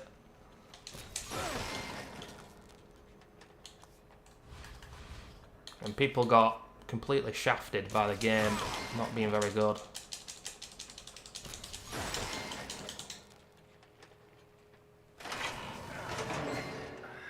Kind of reminds me in a way of both aesthetically, somewhat. It's a different kind of game, but it's a city environment of Cyberpunk. I remember shitting on that game because of what they did to the fans on release. I never played it. I never played The Witcher 3. Not my kind of game, to be honest, Witcher 3. I bought it a long time ago and then sold it without playing it. Stupid of me. But with Cyberpunk, I don't know. Apparently it's really good now. And I did say, and it might have been yourself I mentioned this to a long time ago. No, I don't know if it was, but could have been someone else. But I said, I don't know whether I should buy this game or not. After what they did. Apparently it's really fun now. And I love that aesthetic. We've got to kill this guy. Boop! Is that acid?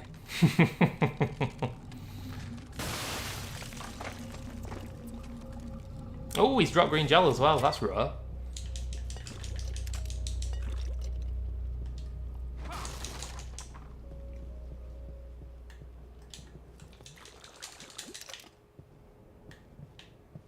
Let's see if we can launch this cart off here. Here we go. Whoa, here we go.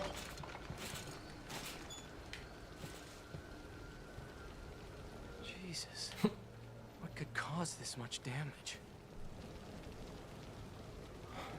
Is that a subway sticking Love out this of the chapter. ground? One of the best in the game.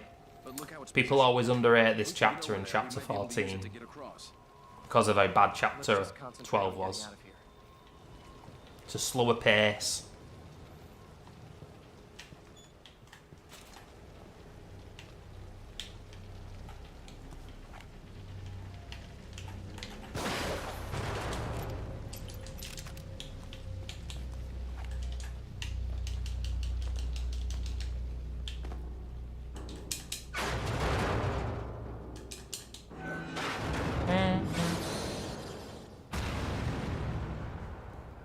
No, don't risk it.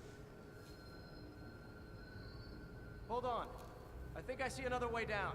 I'll meet you on a lower level.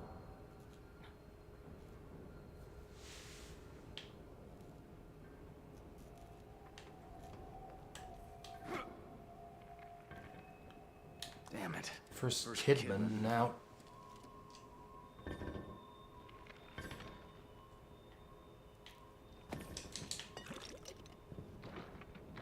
I mean, this is just ripped right off Silent Hill 2, isn't it? That's what this game does, though. It manages to rip on loads of other games and still be very unique. And that's what you really want from a game.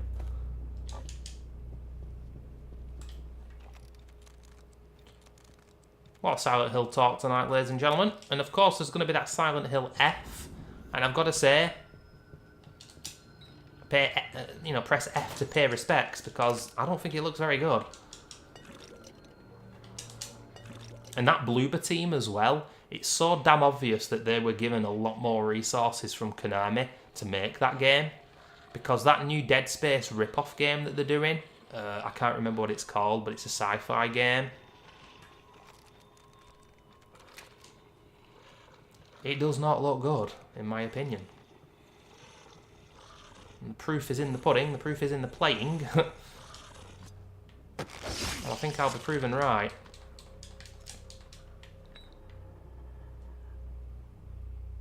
Sometimes this guy, the Ruvik Instakill clone, he hears that for some reason.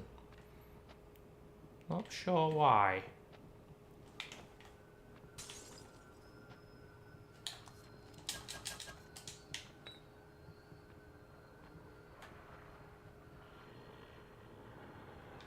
What's that noise?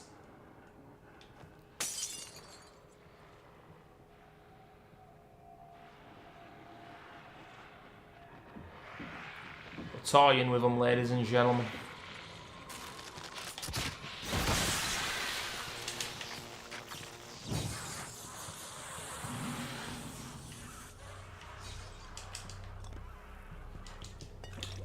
That's going to spawn in the guy from the back.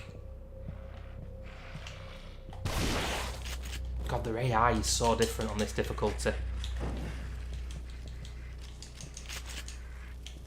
On normal, their AI is much worse, and I've spoke about this before, broken record, but hey, someone who's watching might not have heard me say this before. But on normal, they hear so little. You don't realise it on your first playthrough, but then you play Nightmare and Akumu and they hear everything. And it makes it feel like a different game. The devs of this game, when they play tested it, and on Akumu it could be said they didn't play test it at all, but they definitely play tested this game on easy normal and then Nightmare Akumu. And it's two different experiences, it really is. I love that shit.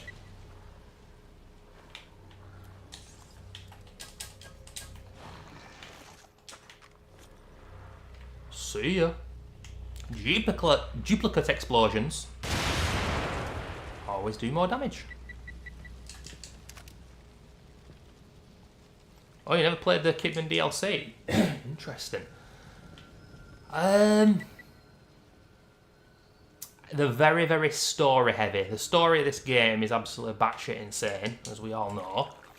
I was hooked when it came out though, because I just wanted to learn more about the new, you know, universe that they'd created, and at the time it was like, oh, there's going to be a sequel, and there's going to be a third game, a fourth game, and I was so starry-eyed, and obviously I didn't realise that gaming was becoming a thing where if you're not selling tens of millions of units, you're not getting a sequel. So I thought it was going to be the start of a new series like Resident Evil. So I was hooked. It's very story heavy though, dude, and obviously now it's a story that's died because there's never going to be a third game, and the second game shit all over the story anyway. And of course it's very stealth focused. It's not got that much replayability. I think it's good DLC for what it is. This is back at the time when everyone was doing season passes. I think it's serviceable. I think it's certainly better than the Dead Space 3 Awakened DLC back in the day. Probably take you a good 2 to 3 hours to do each one. I don't know if you ever played the Executioner one as the Keeper. That was relatively fun, but I haven't played the DLCs for a long time, about 3 or 4 years. And I'm not sure what you'd think of them, to be honest. You might not like them. You don't get a health system. You get hit twice, you're dead.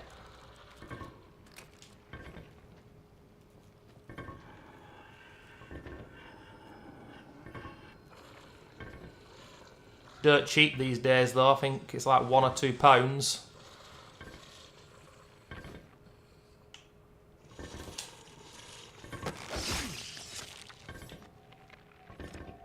Apparently there was going to be a DLC for the second game, but Pete Hines said nobody wanted it, so there we go. What he means by that is the game didn't sell well, of course. And yeah, Mr. Hines, I guess you're right.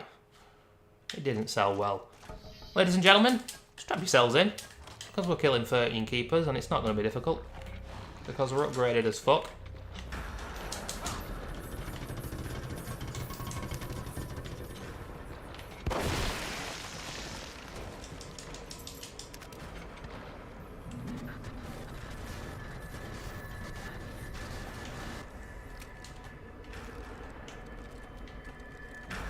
Oh shit.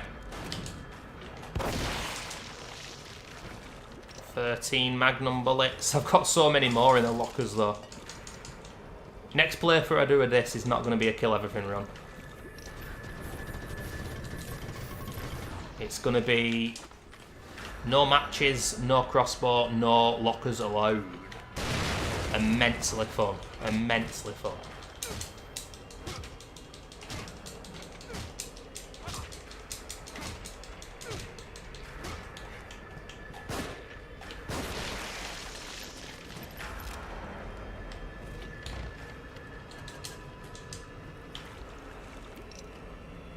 I love the audio here as well. I don't know if the strings that we're hearing there, but...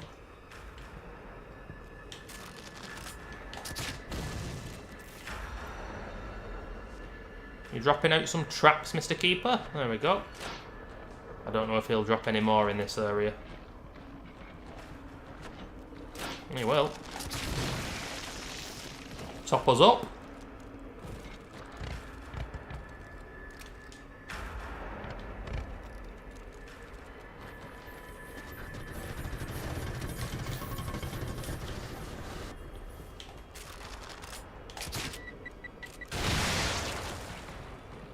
Notice how I hide there from the explosive bolt.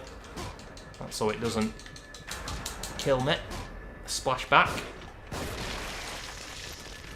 One of the things I wish wasn't in this game.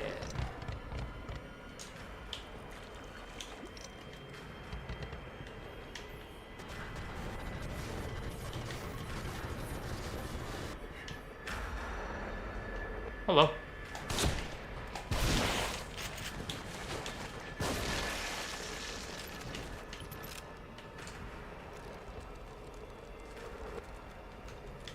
Past 10 here. Should be done in about an hour, hour and a half. Wait till he gets up. Thank you for the traps.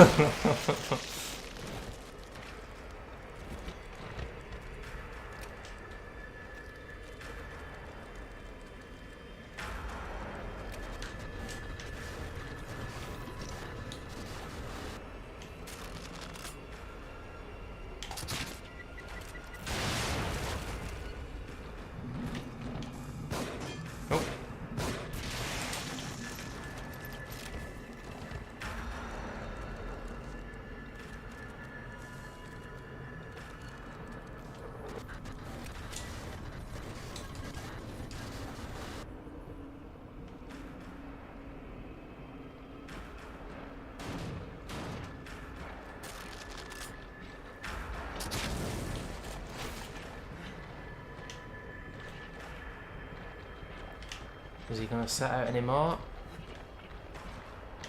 No. Oh, he is. Oh shit, they disappeared. How about that? I wonder why that happened. Mustn't have hit the floor by the time I killed him. Interesting. Mr. Keeper, are we done here? Are we done here? I think we are.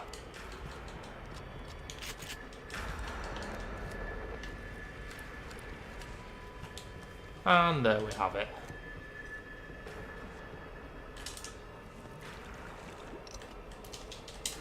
You goddamn rats! Oh. Hey, there we go. 500 green gel. Oh! I've never seen that! Look at that, ladies and gentlemen. Can I get him? No, I don't think I can. Surely he's not going to do it. Oh, you can't. Can I get back up there?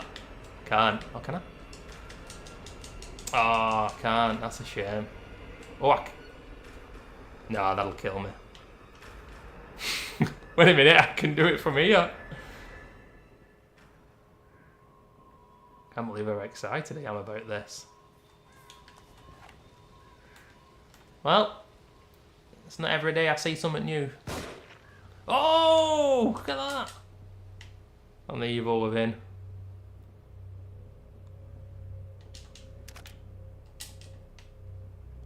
Rats be dropping sniper bullets.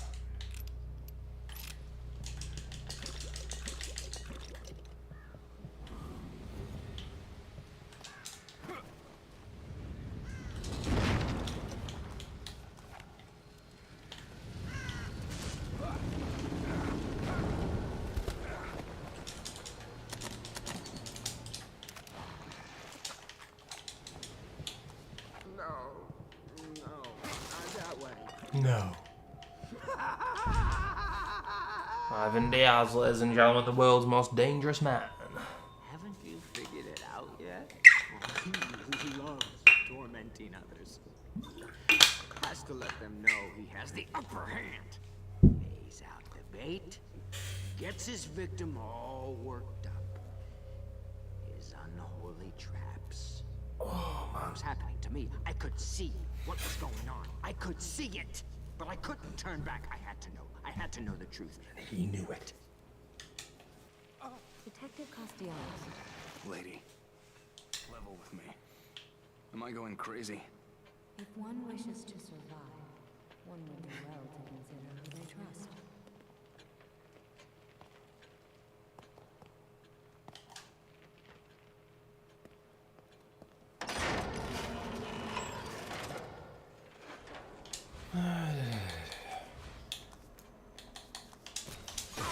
Eighth bullet in the Magnum. Oh, just get the accuracy to level 3. Avoid any accuracy memes.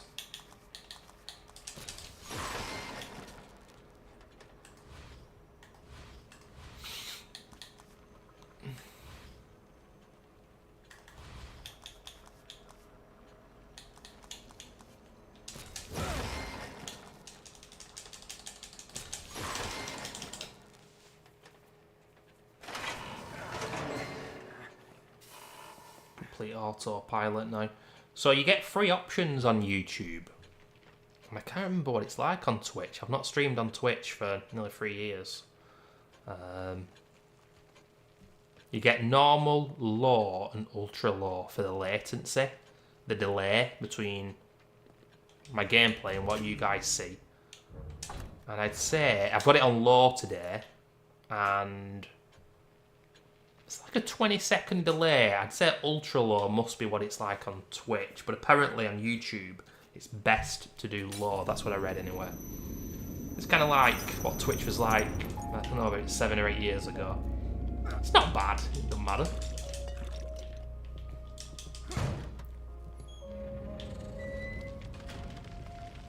But like I said, with these streams, if I do start streaming once every couple of months, like I said, Alexander Hilly, I'm going to be getting Game Pass, people. I'm going to be getting Game Pass anti-consumer, but I might be getting it for the Mortal Kombat collection. If that's cross-play, we're getting that. And then I'm going to buy that football game, that rematch. Apparently it's decent. Okay, well, let's have a see. On Game Pass, we'll give it a go. And 7. Then, you know, play Left 4 Dead online again. With other people.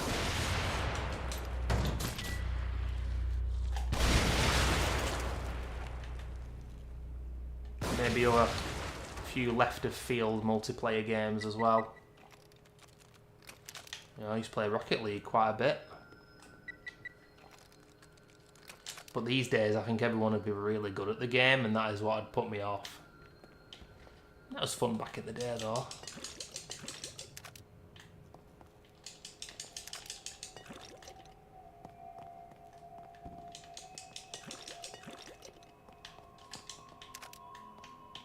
By the way, ladies and gentlemen, incorporate a bit of Jeopardy. Not that it matters that much, but we are on 0 deaths. It's always nice to do 0 deaths if you can.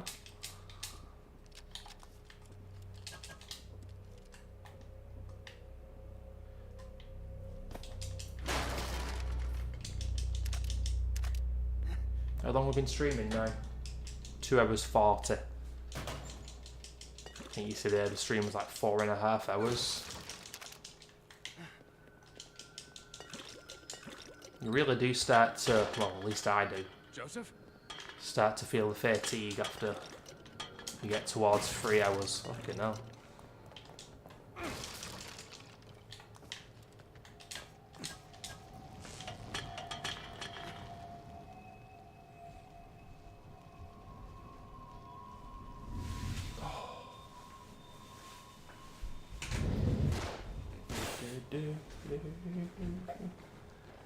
Oh, man.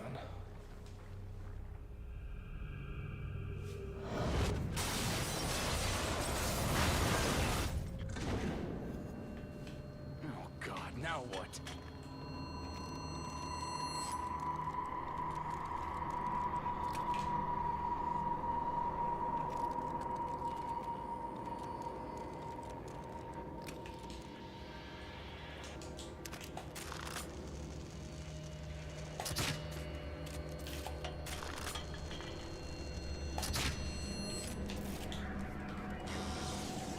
You piece of shit.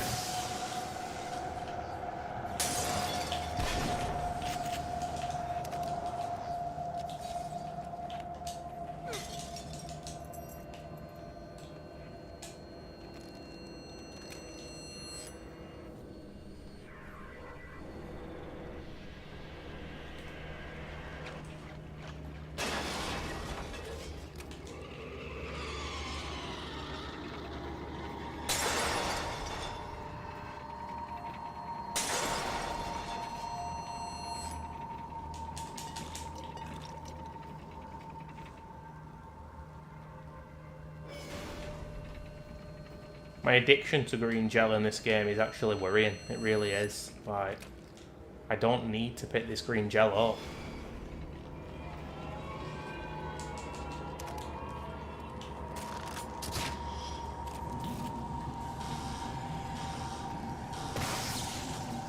Should have put that closer to me. Stupid placement, that.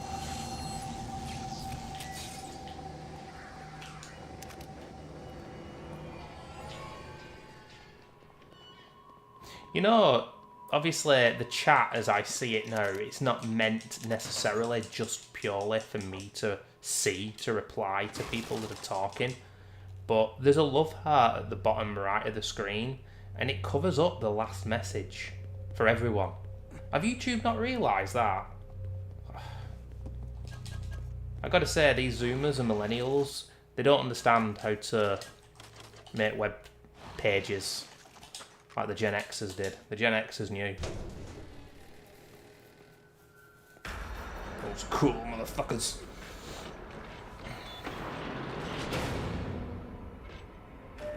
It's true. You know, so many internet pages these days are just a mess. You again? As the internet is in general.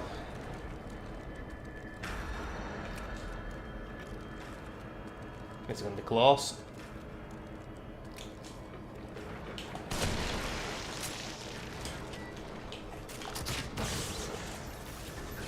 Oh, nice. That's perfect. 7 keepers I got here, people. There's number 2. No, we've got no annoying rumbers.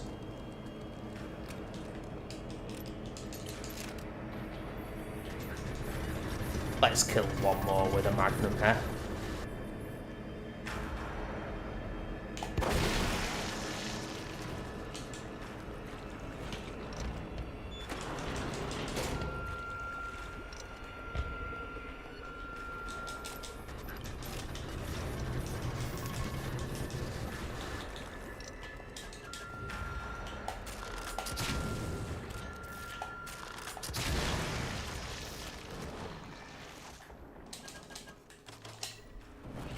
.48 trap parts. I've been killing everything in the game, and obviously I've been getting bolts from the lockers. That's fair enough, but when you consider I've been killing everything and not disarming bombs.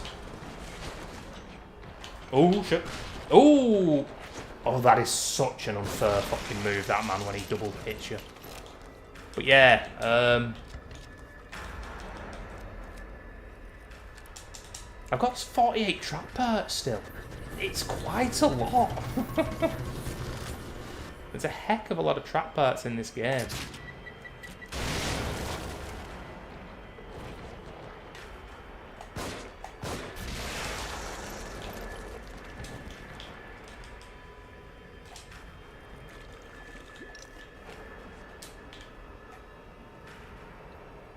And I believe we are done. Here's another Silent Hill 2 area, by the way.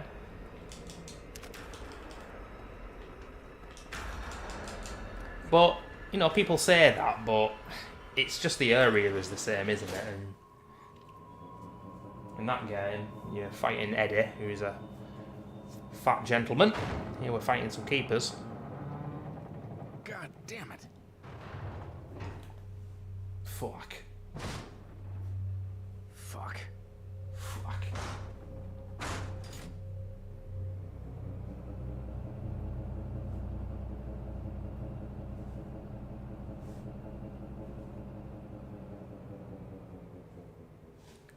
Fuck.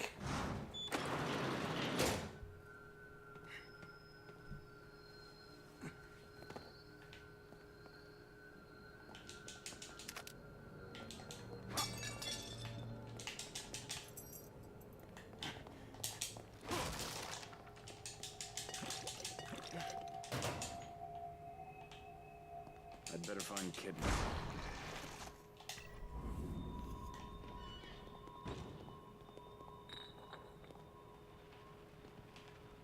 Yeah, that's right, dude. I watched someone do that fight in the remake, and it was like, holy shit, did they playtest this or what? There's not much leeway with the combat. There's nothing else. I don't know. There's no strategies. That's why I love this game. It's a strategy game, but most people don't realise it because they just get absolutely destroyed. But it is very much strategy. That's the survival horror. This isn't a backtracking game. It isn't a puzzle game. It's a combat-focused survival horror game. Callisto, not like that. Alan Wake 2, not like that. You know, this is exactly the balance that I love. In the old Resident Evil games, there were always a lot of combat. But it was the perspective, it was the camera perspective, and it's the same with the Silent Hill games. And I love third-person games, but I think that sometimes they don't translate well with older games, and I think that's what happened with Silent Hill 2 Remake. Of course, like you said before, dude, you know, a lot of people were absolutely adoring it and loving it. And I was watching it, I was thinking, I know that a lot of those old-school Silent Hill 2 purists won't like this.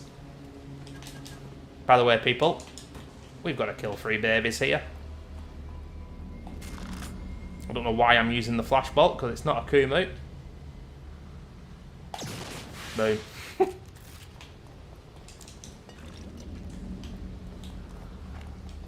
I have done a Kumu kill everything before, ladies and gentlemen.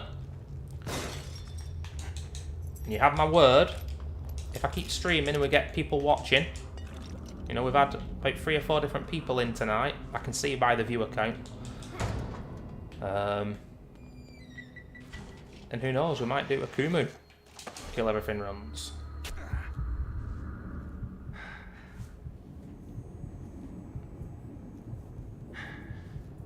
I know there's a lot of Evil Within 1 purists who love Akumu, and Akumu is the only way to play, bro. And it's like, but it showcases the game's flaws more, and I quite simply don't feel that way, that Akumu is the best way to play the game. I would argue it shouldn't have actually been made. But I think they knew with this game, and I have said this before, but it bears repeating, that the game was too naturally difficult for people for them to even think of incorporating a permadeath. Massive shame, in my opinion.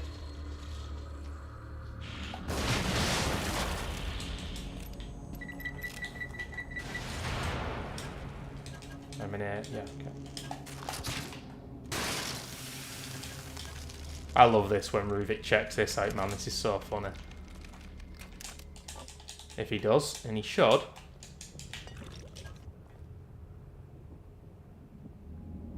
I hear his footsteps.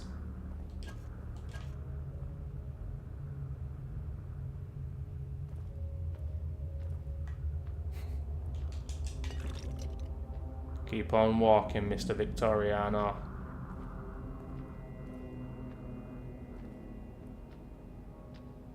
It's another thing I adore about this game.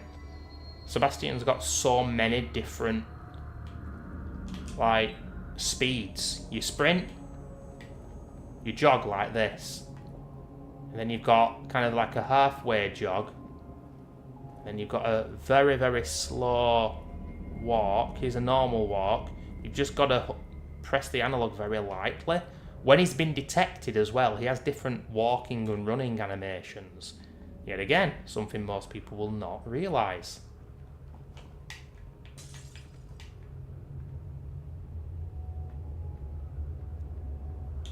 I like doing this. I don't need to... Oh, what's he doing? You're not bad.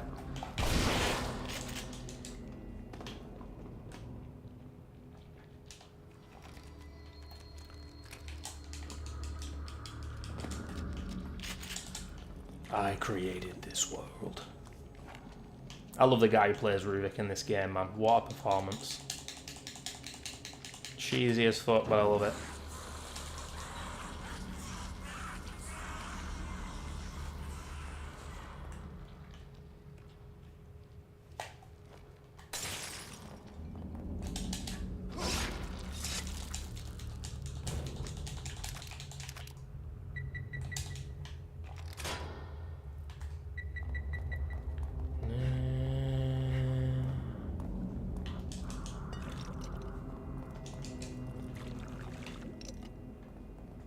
I'm actually quite disappointed, I must admit, with Resident Evil Requiem. By the way, dude, if you're in the chat, just give me a heads up, maybe, if you want, and I'll just send you a link, or I'll tell you when in the video I react to... It'll be towards the end. I'll have timestamped it, I think. It was the Summer Game Fest, where the thumbnail is me on the beach.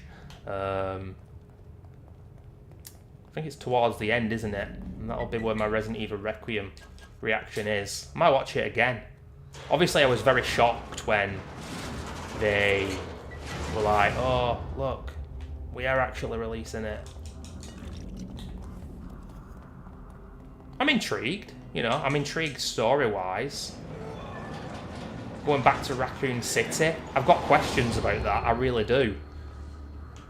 Because why is Raccoon City like still a nuked zone? Like, it's been nuked off the map and it's still fucked up like that.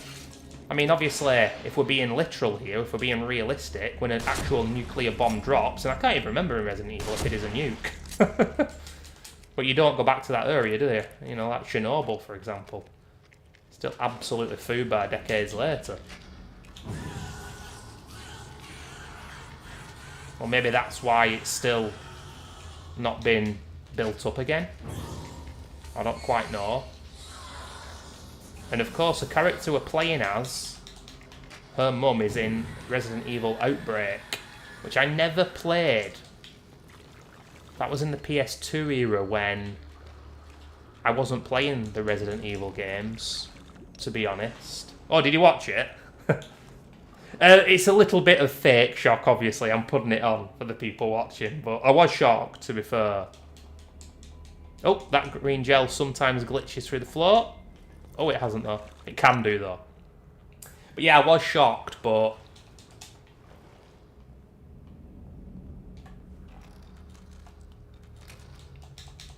Never played Outbreak 1 or 2.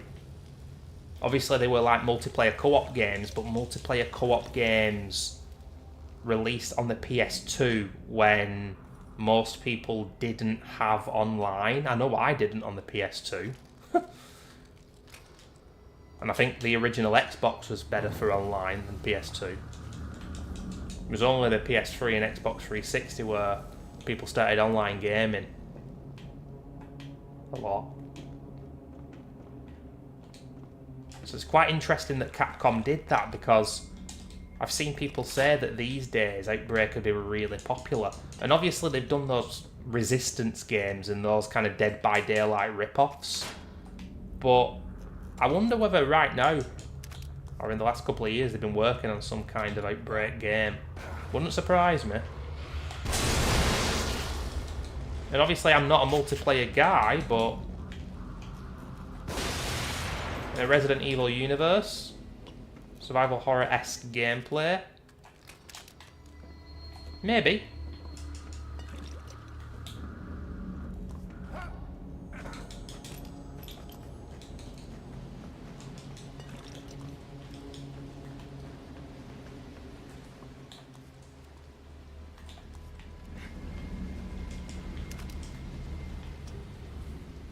be a way to get up there somehow.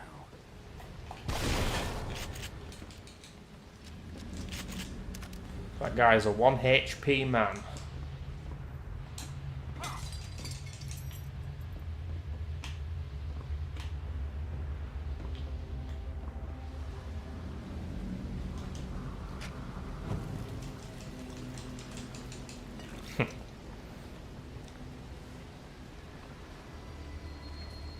All right. So did you play it on? Was it on PS3, or are you saying after the PS3 came out, you played it on PS2?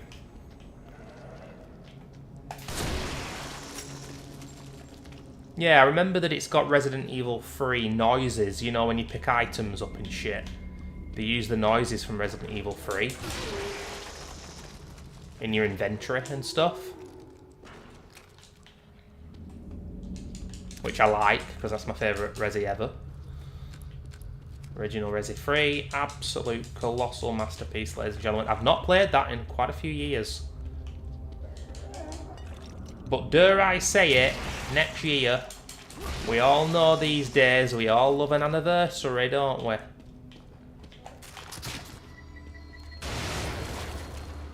"30 years. Next year. How about a little... What's this guy doing standing up? What? That's weird.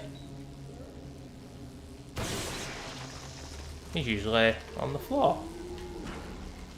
The shrapnel must have hit him and woke him up. Interesting. But yeah, hopefully they're going to release a collection. And people say, oh well, good old games have got the old Resi games. What do you need them for? Blah, blah, blah. But it's just nice to have them on console. And imagine if they did physical editions. Rolling the rat, R.I.P. Rolling the rat, R.I.P.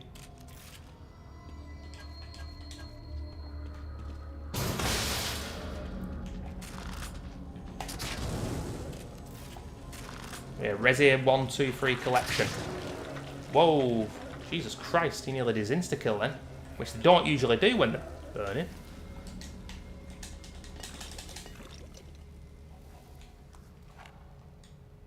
Modem adapter. Yeah, that's it.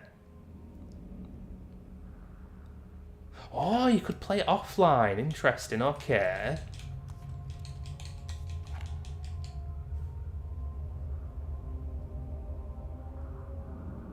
Oh, right, I see. Interesting.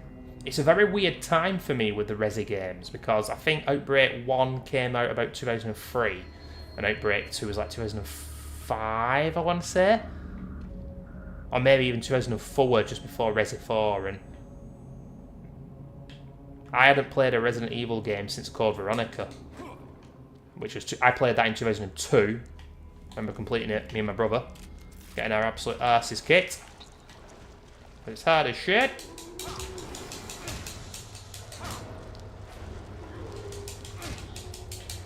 Christ almighty, I'm the rat killer in this playthrough, aren't I? And those were the barren years, really. And I was playing a lot of other games on the PS2. Metal Gear Solid 2, Splinter Cell games, Grand Theft Auto, football games, football manager games. And then my brother was like, I'll play Resident Evil 4 at my mate's house. He's 8 years older than me, my brother. He's not a gamer, but he was back when he was younger. Not these days, but you've got to play it, blah, blah, blah. Totally, like, different, fresh. Later that year, got it for Christmas 2005, going into 2006. And the rest is history.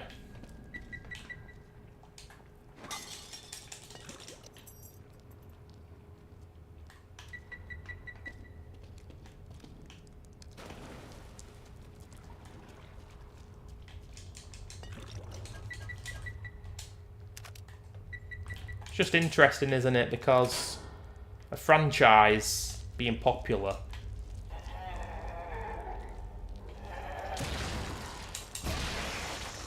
can change the way the game is. Like, fans can say, whoa, whoa, whoa. You know, Resident Evil 6, Resident Evil 5, this is too action orientated. And it was the fans that really changed the the trajectory of the series. And although I don't like the modern games, if Capcom had continued making non-stop Resident Evil 6 clones, it definitely would have been a lot worse. I don't know if I'm ever playing that game again. Probably not. Or who knows. I enjoyed Chris's campaign the most in that game. Just because it was like bros against the world kind of thing. And the ending kind of shocked me as well, with Piers getting Shrektified. And people were like, oh, Leon's campaign is back to survival horror, and it was like, what are people smoking here?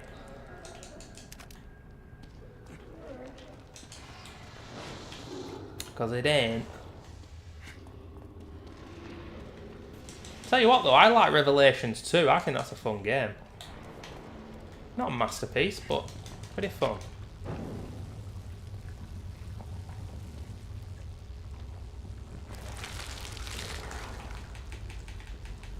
Here's a room where you can easily die on a Kumu.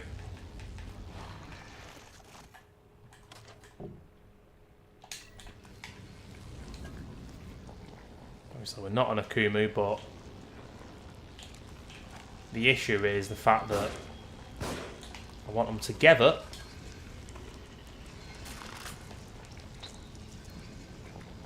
Go on, go on, go on, go on. There we go.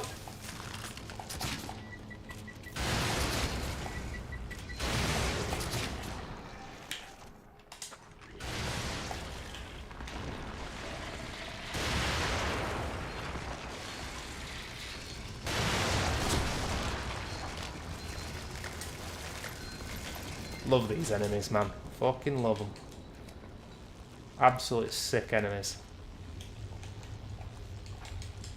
Not as scary as Gyarados, though. Holy shit. What was Mikami smoking when he made those guys? Crazy mofo. Hey, I think he posted on Twitter again yesterday. With his disgusting Japanese food. Like, what the hell is this he's making?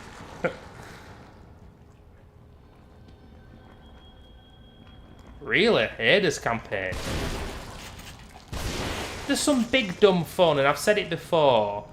Looking back now, I can enjoy it more because I know that the series isn't that way, and it's gone on to be more grounded in its approach. Whereas that game is anything but grounded. It's hilariously over the top and ridiculous. There's a few old highlights of me playing Resident Evil 6 on my Twitch, and I uploaded them to my YouTube. There's like 2 or 3. One where Leon's trying to crawl or something, and it's just like, what is going on here?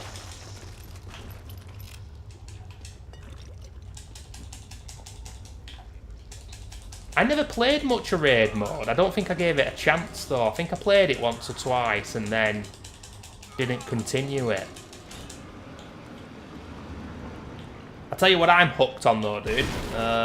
Really fun, really fun. Oh, here we go. Because I don't know actually exactly how raid mode works, but I'm also going to be bringing it to the channel as well, but the videos will be spaced out over time, kind of what I did with Left 4 Dead back in the day. But Last of Us 2, No Return, the roguelike, that is fun as hell. And I don't usually like roguelike, but it's a lot of fun. Showcasing the best thing about that game, which is the gameplay. So I'm going to be bringing that to the channel. There's, I think, 12 different characters now. And I want to complete a run, as they call it, with every character on Survivor difficulty, apart from the characters who can't dodge, because they're more frustrating, so I'll be playing on hard for them. But that's a mode that I really like, and it's an addictive game mode that keeps you coming back.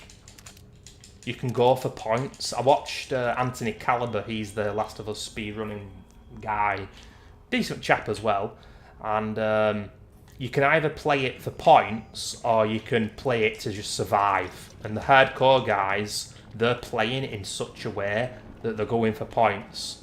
And they're playing like crazy morphos. But me, I'm just playing to try and survive.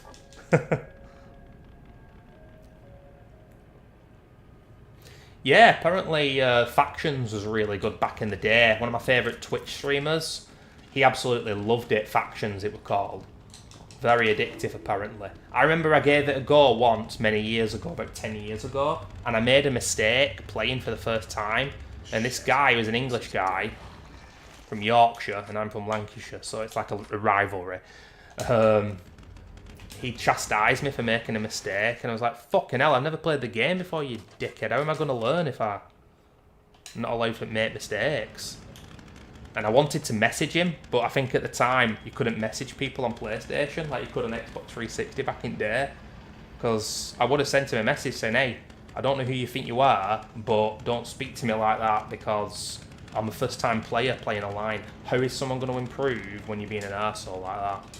And that really put me off it because I know it's just one person, but I just don't see... I don't like toxicity online like that. I really don't.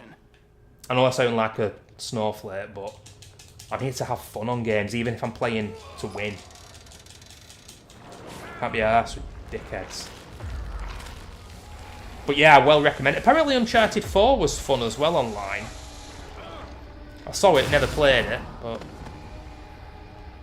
I'm very intrigued by the new Naughty Dog game.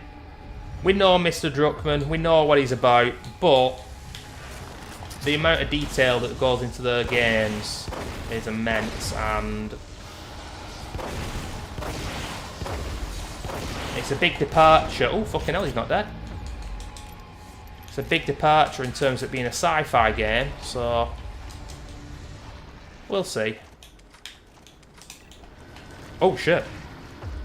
Oh, Quell, hello.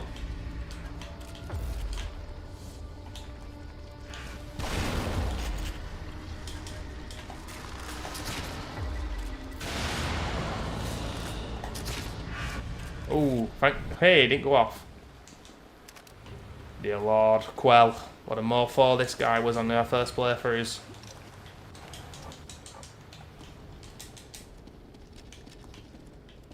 God, I love the reload noises on this game. How are they so good?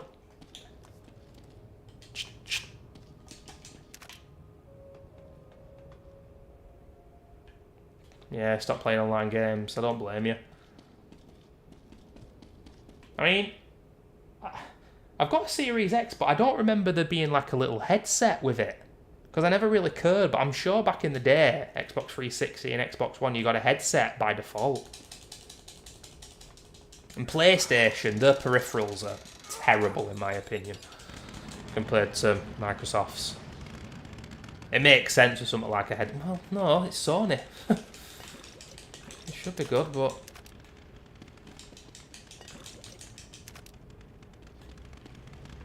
That's why I loved Left 4 Dead playing together. And there's a game, it's not really for me, but I really appreciate what it's about. One of my favourite Twitch streamers, the same one again, I always watch. He was playing a game called Ready or Not. I don't know if you've heard of it. It's like a SWAT team shooter where you go in and clear out, keep people safe and kill terrorists and whatnot and save hostages. It's pretty gritty, pretty dark. It was recently censored, which sucks ass. And that's cool because you're all playing together. It's quite high stakes though and intense, so...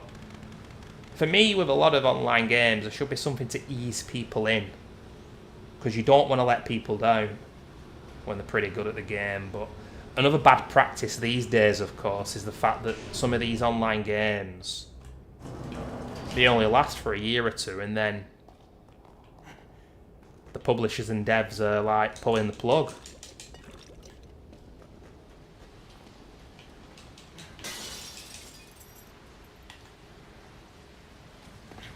Jesus Christ, I've still got 9 keys.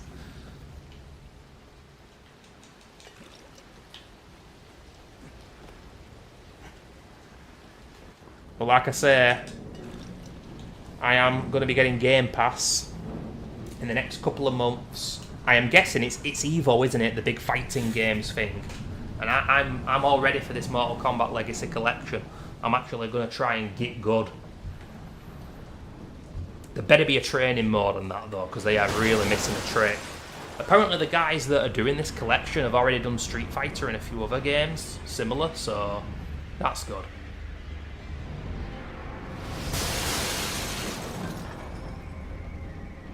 But I'm going to be trying a few different games that I wouldn't usually play when I get Game Pass, because I may as well.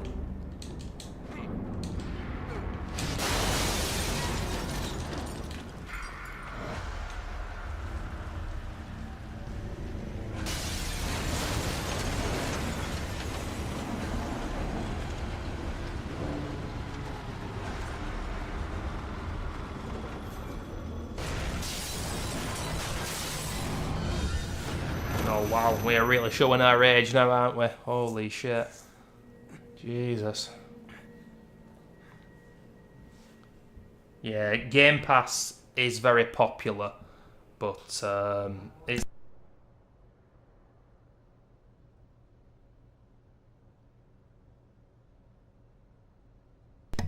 Sorry about that. Yeah, Game Pass is very popular, but it's having an adverse effect on gaming, I think. I mean, it's not surprising, is it? You've published my research in your name again. There's a guy I watch on the internet, I think you'd like him to be honest with you, dude, called Seraphim17. He's from the UK, like me. And he calls Game Pass anti-consumer, and it makes me laugh every time he says it. I've mentioned it a few times, but it makes me piss laughing. Every way you can imagine. But it's not good. You need to buy a game. You're offered a fair product, you pay a fair price for it. Welcome to capitalism, motherfuckers. Whereas with Game Pass, oh yeah, you get it for, you know, part of your £12 a month or whatever it is. And then, if you get rid of Game Pass in a year or so, you don't own the game then. I don't like it. I still like owning a game. But obviously, physical media it's gone. It's gone. We can't save it from here. I don't know if you've kept up with this stop killing games thing, by the way. I don't know if you're aware of that. There's a bloke who is trying to make it so that games companies have to be more fair in regards to the practices in within mainly multiplayer games and games that are, what's it called, online all the time or some bullshit. What's it called again?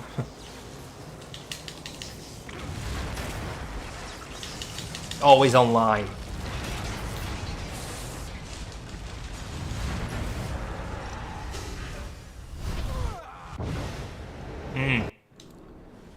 Yeah, he's done it through the EU. I don't know what it's a parliament. I don't know what it's called. EU. You know, we're not in the EU in the UK, so we're separate. So he made it for North America, EU, and UK. Loads of people signed a petition. I signed it, the UK one. And I can't remember where it's up to, but there's this Poindexter dickhead who worked for Blizzard or something. Absolute gobshite by all regards, and he was trying to stop it. God knows why, I don't know. But it's an ongoing fight now, and it seems like it'll never end. Of gamers just trying to get some respect and be treated with some goddamn dignity. Because ultimately, I think it is going to fail.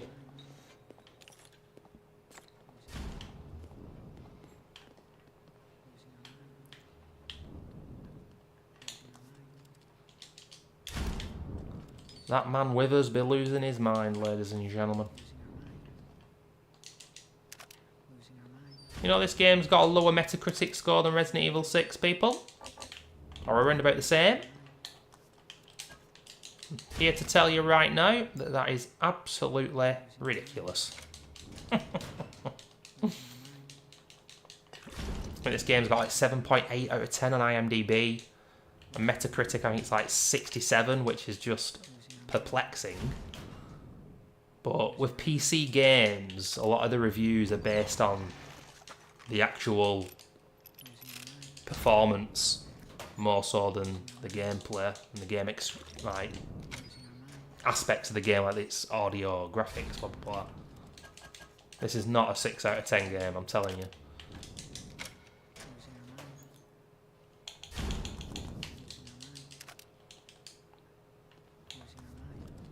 Have we got... Wait a minute, is there a locker still open? And this one, the last one, is always 100,000. If you get every single key, you'll have 2 left over.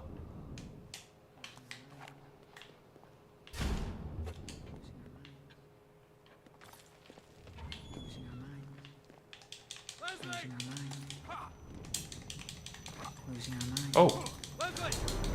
Wow, we got really close to him there. By meleeing.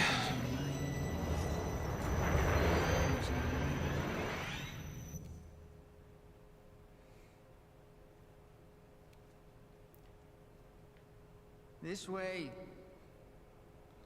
Leslie Withers, ladies and gentlemen. Ain't no sunshine when he's gone.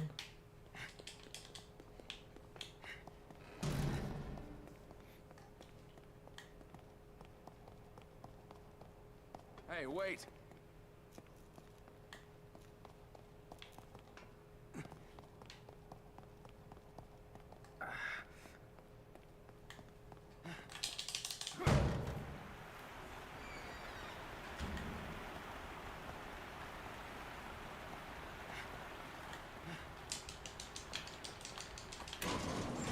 All right, kid, where are you taking me?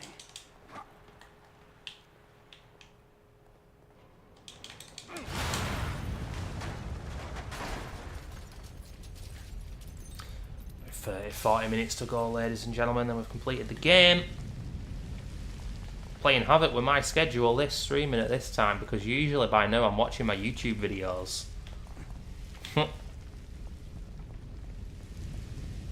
And that's just part of my schedule that This way. has been unbroken now for This way. about 16, 17 years, you know.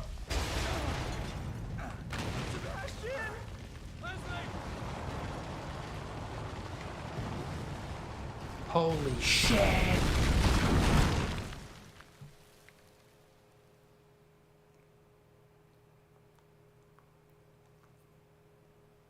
Well, the people that I watch come and go.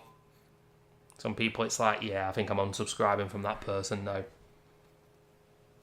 Watch new kinds of videos and I get a balance of different kinds of videos, and I bloody love this platform. It's Beacon. not perfect, Joseph said. to say the least, but YouTube has so many more merits than other similar social medias, which are all freaking trash.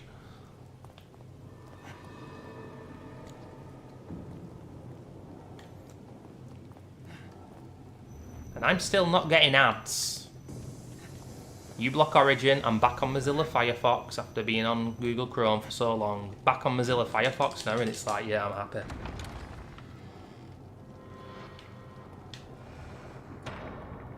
I knew it. But these ads apparently on YouTube, I don't know if they have ads on streams. I wouldn't know. Well, actually I would, because I've watched streams before. That's interesting. Christ almighty, don't give them the idea. Yeah, because I've watched Jigsaw Killer on YouTube before, stream this, and there's never any ads. Then again, I don't get ads on Twitch. Because I have a script running to the browser that stops ads. Must have been my own. Jesus Christ, this dialogue is amazing. Every severed nerve. Ruvik, you absolute madman.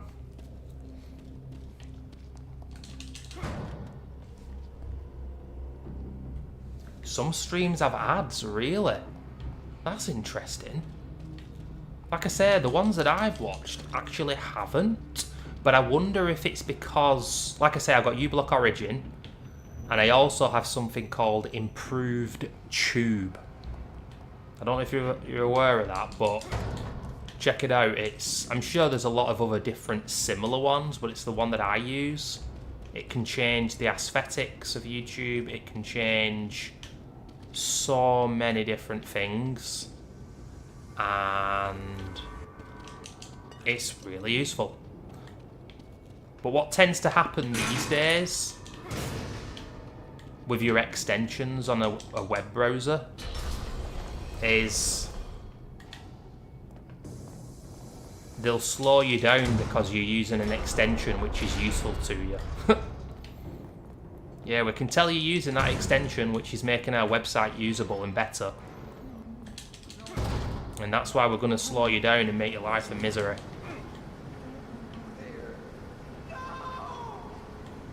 I imagine using the internet in 2025 without an ad blocker. Utter lunacy. Remember what the internet was like in the mid-2000s? Hilarious, man. It was the Wild West, as they call it, and it truly was. It was fun as hell, but it was dangerous. A bit like this game. Yeah, the modern internet's evil within 2. The old internet's evil within 1.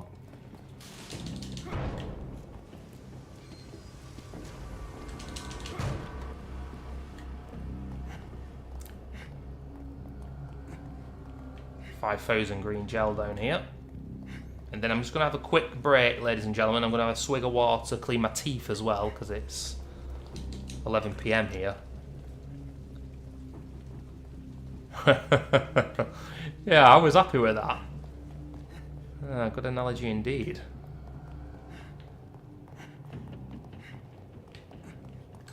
I know a few guys. Well, I used to talk to a few people on Twitch who were huge fans of this game. And Christ almighty, some of them hate the second game. I get it. I don't hate it, but it does annoy me, and it is watered down massively. The people who prefer the second game are more casual gamers, and that's not me being holier than thou. It's just the truth. It is the truth. And if I ask those people, why do you prefer Evil Within 2? Oh, it's got better gameplay. What are you talking about? What are you talking about? It's got better gameplay. No, it's not. It's got a better frame rate. That's it. Jesus Christ. Makes me angry. Makes me angry, man. But it shouldn't. It's just a game, ladies and gentlemen.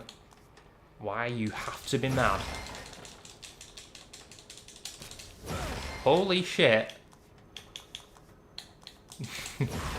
Shotgun sniper level 5. That's what I adore about this game. It's very tough, but look how much I'm upgrading.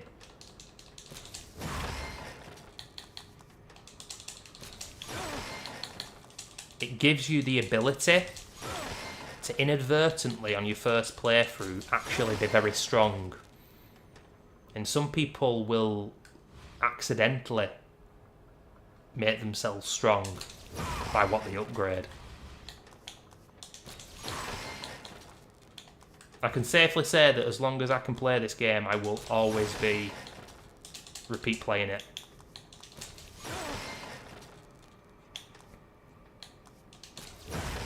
More replayable than the original Resident Evil 4. How does it make sense? That reminds me, I had the Resident Evil Origins collection on disc, physical copy. It's now quite expensive. That's Resi Original and Resi Zero, which I do like Resident Evil Zero. Balls hard, and it's not the best, but it's a good game, and it looks beautiful, and there are aspects of the game that I like. But I lost it in the house flood, so I got them on Steam, but ugh.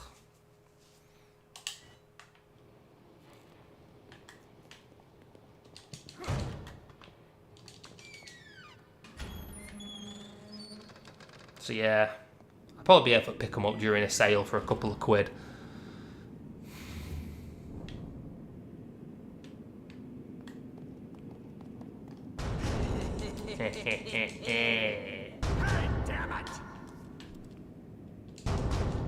Ivan Diaz, ladies and gentlemen.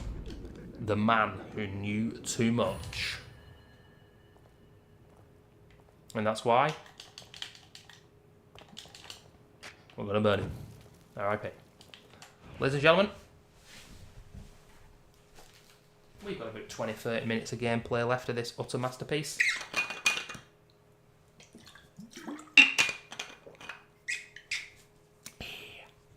I'm going to clean my teeth, stretch my legs, 5 minutes away, then we'll come back and complete it. This game. And like I said, down the line, once every couple of months, we'll do a stream. We'll do a couple of streams. Looking forward to it, to be honest with you, because on Twitch I had that mentality of I must keep streaming. And no one's watching, and it sucks. Playing this, I don't give a damn if no one watches. But if someone does, awesome. That's great. That's great as well. I should be back in a few months, dude. And my vinyls are fine. Every vinyl is fine. That was one of the things that I managed to do first. Just get the vinyls to high level. It was absolutely terrifying, honestly. It was terrifying. The water was flowing so fast that it felt like someone was grabbing your heels, grabbing your feet, your ankles, I should say. And I nearly fell over in it as well. I can swim, but I'd rather not be swimming in sewage water. Absolutely fucking awful. But things are looking up, ladies and gentlemen. See you in 5 to 10 minutes, just having a quick break.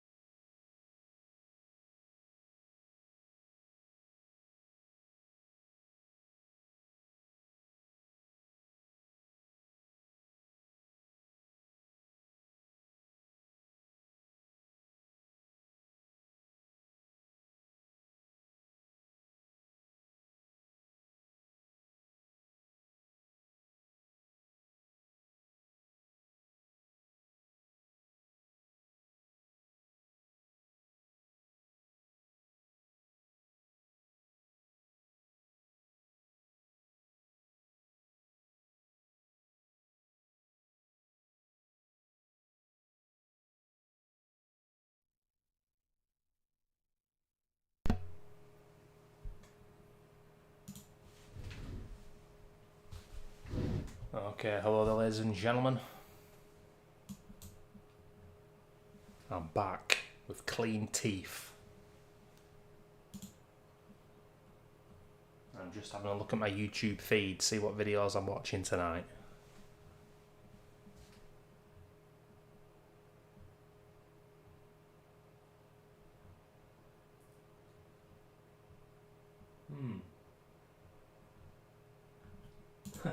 It's always interesting, there's never as many videos uploaded on a Sunday. It's the day of rest. People aren't uploading as much. I uploaded my last Streets of Rage remake video today. Just uploaded it a little earlier because I was obviously streaming this, and I still can't believe that first video has got nearly 700 views. What the hell's that about? This is what I mean about the algorithm these days. Sometimes it just rewards you.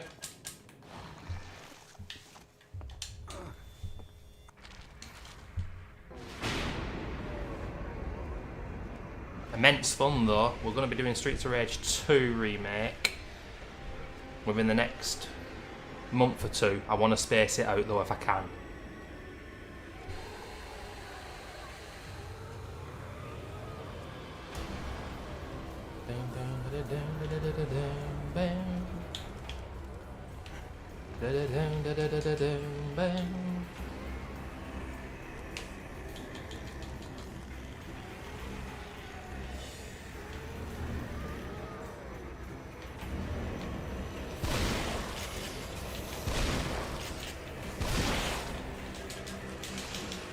Oh. Oh shit. That wouldn't have happened on a Kumu. I wouldn't have allowed it to happen.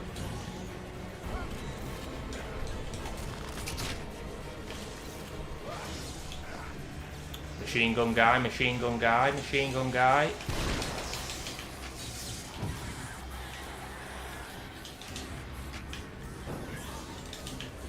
Ooh.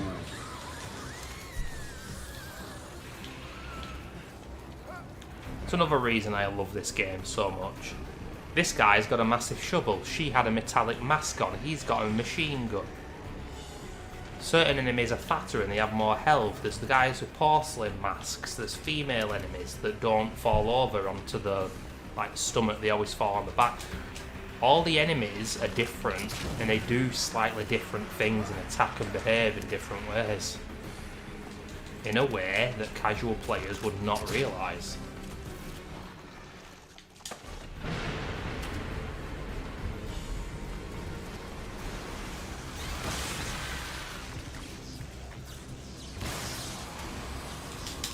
Uh-oh.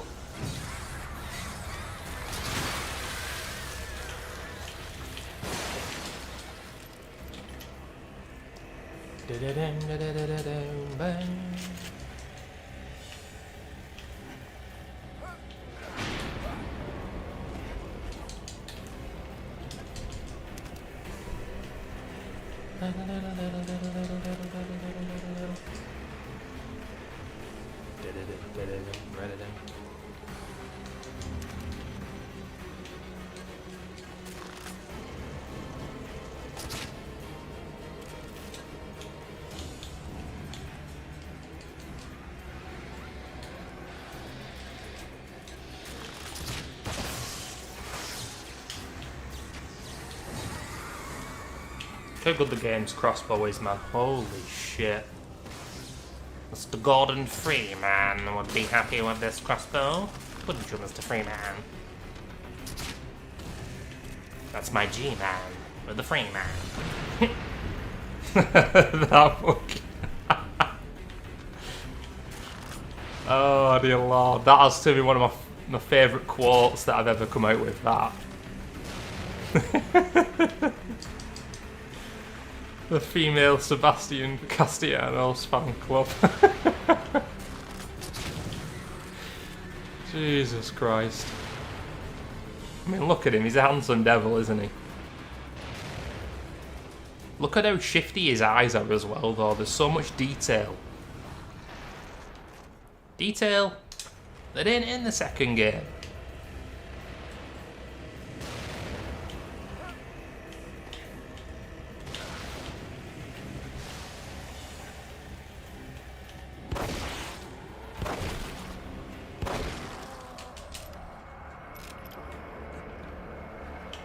Wow, that was hard.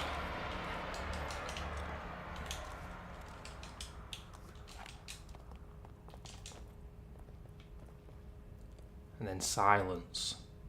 Apart from the low industrial hum that even here we can hear it now. Very strange. This is like that tower in Resident Evil 4. I know there's a tower in that game.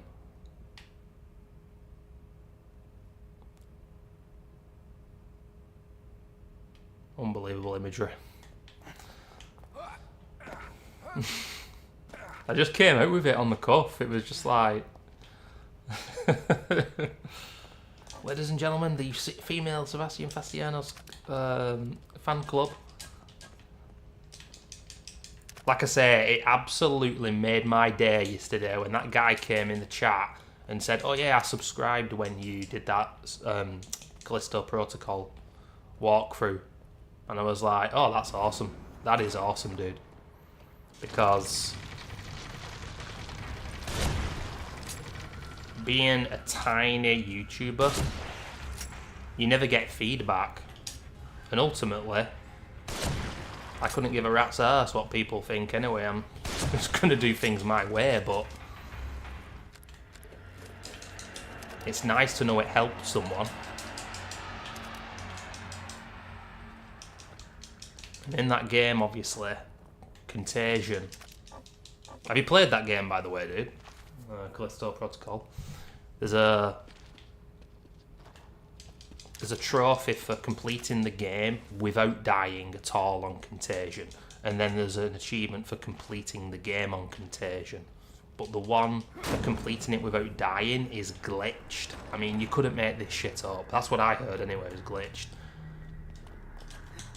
And it's like, I am not going to painstakingly try and complete this game without dying at all.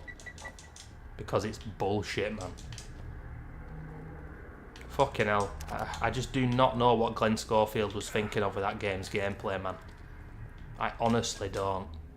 And the hate went over the top for the game. The hate went so far that you'd think it's the worst game ever made. There's different facets of a game, and audio, graphics, pacing, they all matter. And I think they're all pretty good in that game, personally. But it's the gameplay that's the issue, and the world building as well. Like, audio logs, shit like that. It was so bland and... oh man, not good. Make you rage, honestly, dude.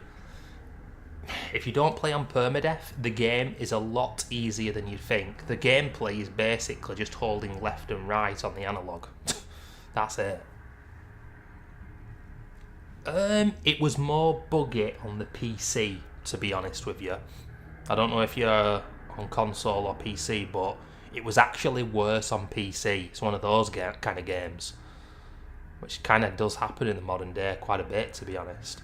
But on console, after a few days, the patch that came out ironed out a decent amount of those bugs.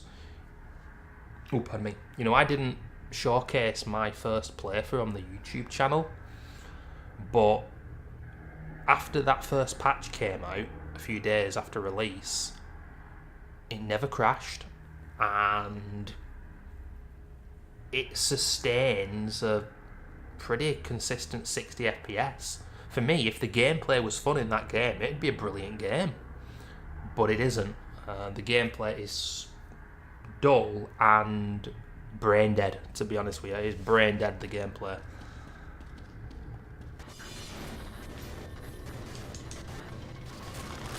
Jigsaw Killer was saying, he's the Evil Within world record holder in many categories. This game and Callisto had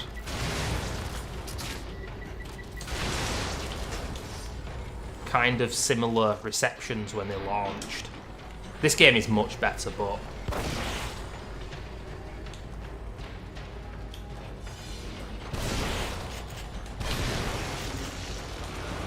What's this guy doing? Oh.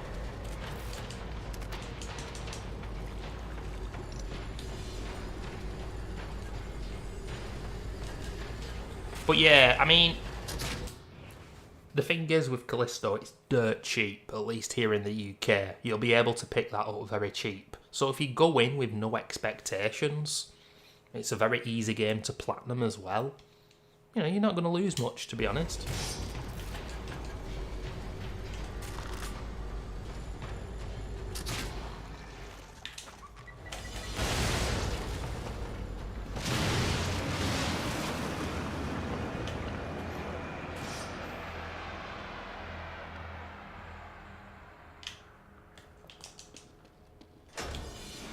That game had a lot of goodwill as well when it came out. What I mean by that is, if you remember a lot of the gaming shows, you know, Jeff Keighley's and all that kind of shit, a lot of people were wheeling Glenn Schofield out. Let's talk about his new game, and it was getting a lot of attention.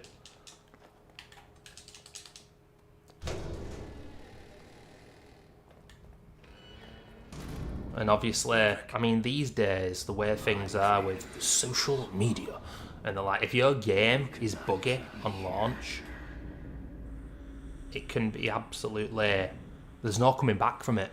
There is no coming back from it. Especially if it's a short, linear game. Because people, like, I've watched people play this game many times, of course, and I love watching first playthroughs, and a lot of people will complete this game within 10-12 hours. Took me 20 hours, so what was I doing for those 10 hours? I was drinking the game in. I was going slow, I was being methodical, trying to play carefully. Obviously I still got fucked up because this game's hard, but these younger gamers, they don't drink it in. If you're completing this game within 12 hours, you're going pretty damn fast in my opinion. And I don't get it.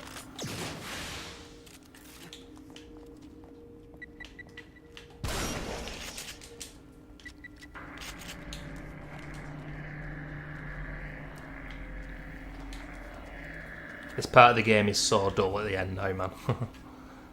After the double keeper fight.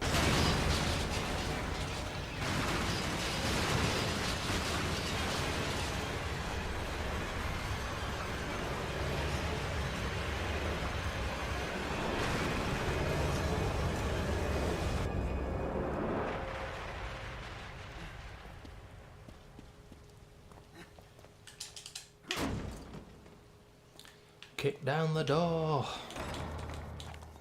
I love the fact that there's still matches in here, like the gameplay is done. But you can pick up 2 matches. You ever seen the Bioshock reference in this game, dude?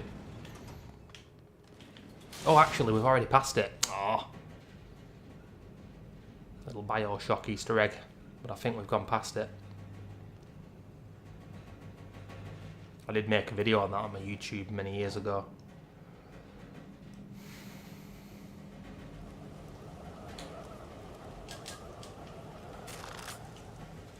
If I make it out alive, I'm never riding in an elevator again.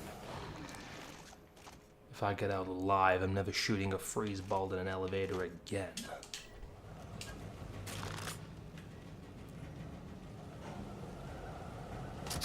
Whee!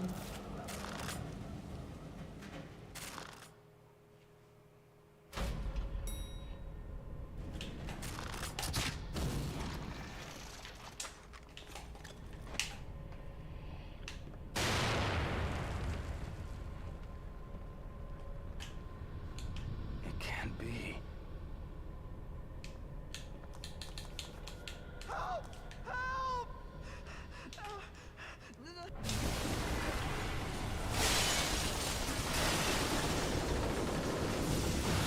Whee!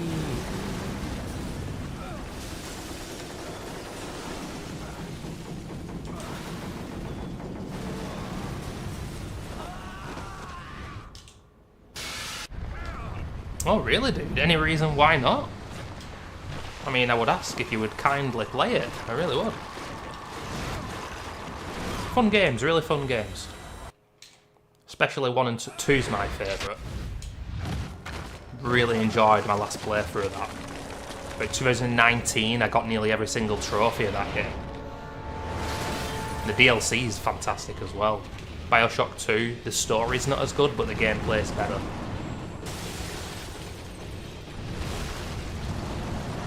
Thing is, with a faster paced FPS like that though, there's no way I'm ever bringing it to the channel as a walkthrough because my gameplay is just not good enough.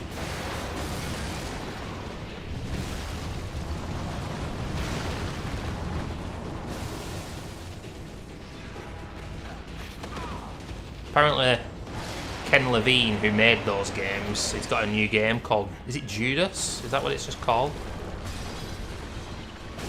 And it looks very similar.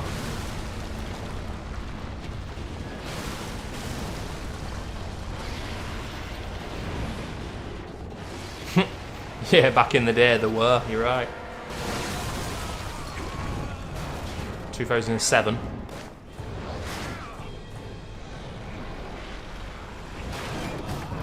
I've got to say, that game still looks good graphically as well, nearly 20 years later.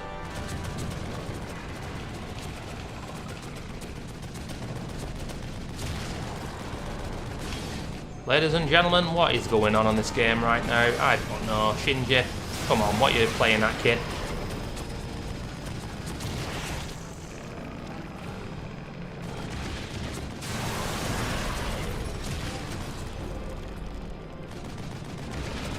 You can get the Bioshock collection, you can get all 3 games remastered.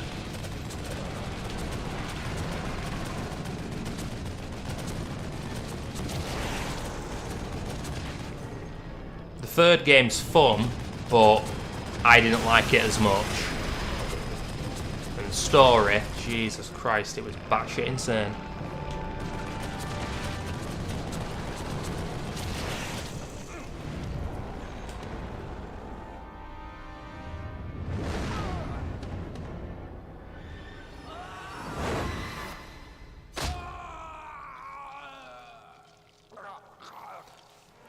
Tis merely a flesh wound, dear chap. Oh. My TV trying to turn itself off. But it's been idle for a long time. Oh, you actually played Infinite. Alright.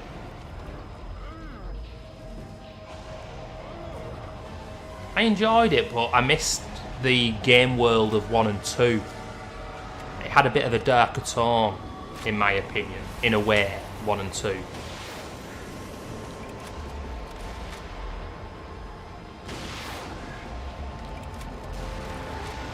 I always loved that thing in the 3rd game where you could lift the enemies up in the air and then shoot them.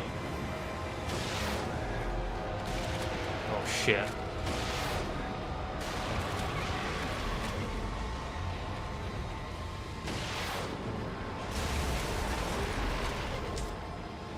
Unfortunate that the game ends this way. The real last boss of this game is the Double Keepers.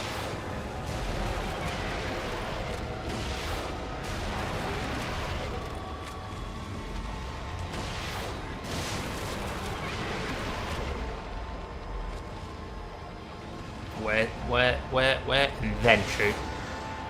Oh, and miss.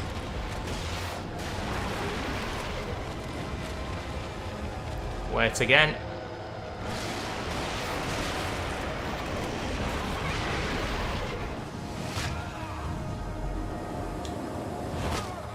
Okay, it's time for the John Marsden shot. Notice in this cutscene as well, Sebastian has a 9mm handgun instead of a revolver. For some reason.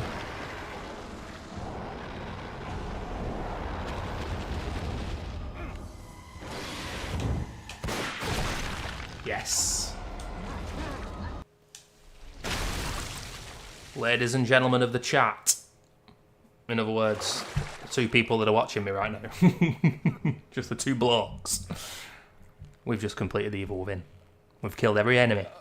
And we haven't motherfucking died. 0 deaths. Very happy with that.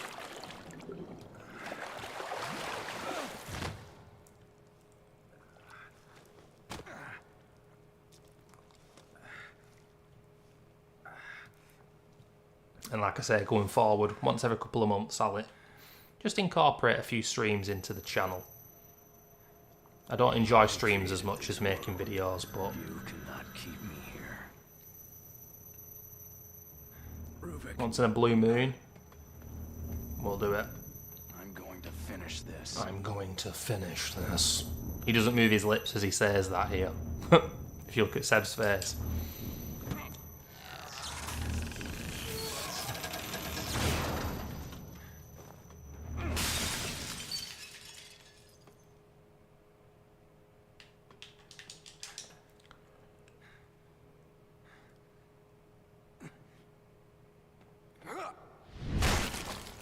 So yeah, next time I do a kill everything run, we will do it without using the lockers. So no resource from the lockers, nothing, no syringes, bolts, ammo, green gel, and we'll still kill everything. You'd be surprised at how little that actually makes a difference once you get past chapter 6. No one can. It's more fun as well for me personally. It's a bit fun. I always have fun when playing this game, but it just means you upgrade slower.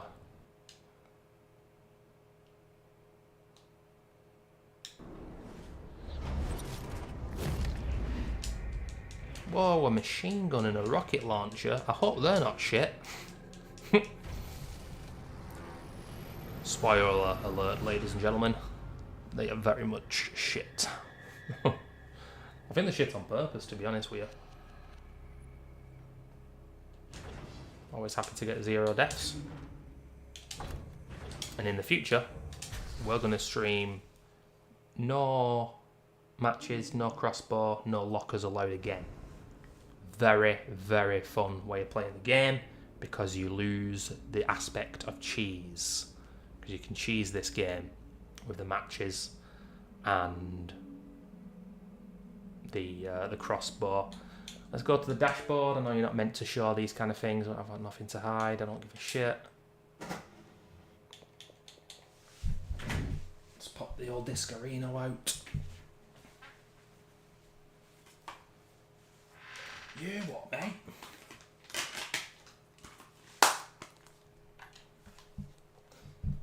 It's kind of sad now on Xbox because there's loads of people on my friends list that haven't been online in 10 plus years. People who stopped gaming, people who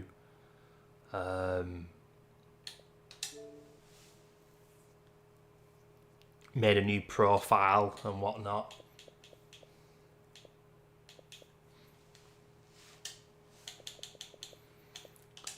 It happens.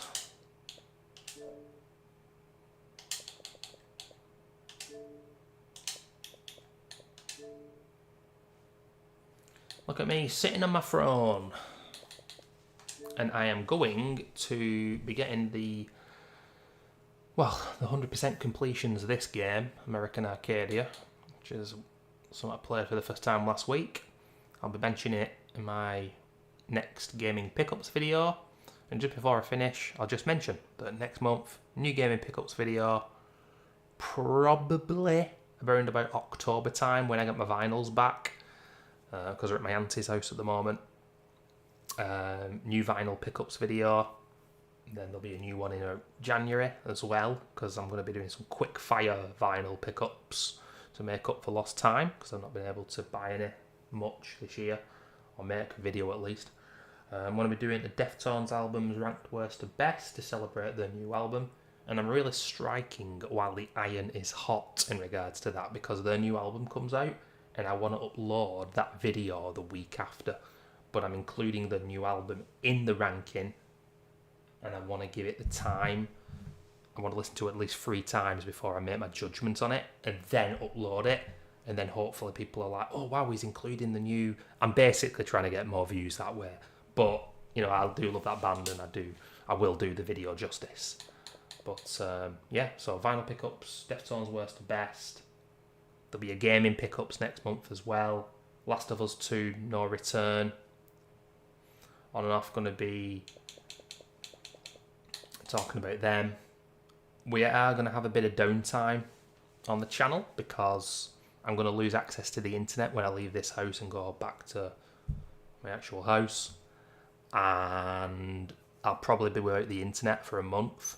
And also, I don't want it to encompass the channel entirely, but I do want to do a little bit of content on the Mortal Kombat Legacy Collection. I'll be doing my first ever Mortal Kombat 4 playthrough, which should be hilarious because that game looks just ridiculous, cheesy, silly, fun. No one liked it back in the day, and I just personally think it was probably because of the 2.5D perspective as it changed from 2D. But yeah, I want to do that, and I want to do a full Let's Play Mortal Kombat 3 as well, not just a one-off video like I did last year. You can tell I'm hyped by that collection. I adore those games, and I loved them playing them when I was a kid, and I'm so hoping that there's crossplay. If you're releasing that collection and there's not crossplay, then that's so dumb. But beyond that, ladies and gentlemen, right now, I don't know, but we'll make plans for new videos. I might be streaming Dead Space 2 and the Dead Space remake next week. I might just decide not to do that though, because I don't want to lose subscribers by reminding people of my presence. You'd be surprised. That can easily happen. But yeah, that's where I'm going to call it now. Mando Kasana, thank you very much, dude, for being here, talking. Your comments are always appreciated. And I did get the feeling that you were somebody from the past on Twitch, and I was right. I had an inkling, but I didn't just want to say it, you know, I presume.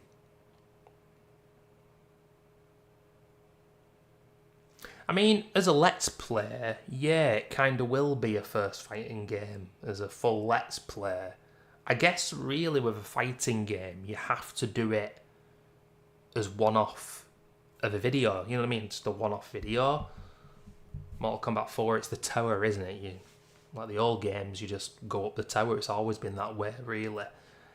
So it is the first. Apart from Mortal Kombat 2, I did Mortal Kombat 2 last year. I completed the whole game. I don't know if you like fighting games. I don't know how into Mortal Kombat you are, but if you look on my channel, I've got a list. I've got a man crush on this guy. Look, I'm a heterosexual man. But this guy, I absolutely love him. I find him so entertaining, and I find him just to be such a cool guy. I love him dearly. I'd love to play him when the collection comes out, maybe. Get my ass kicked by him because he's very good. Because he played the games when they came out in the arcade in the early 90s. He's in his mid-40s, you see. I'm in my mid-30s, so he's a bit older than me.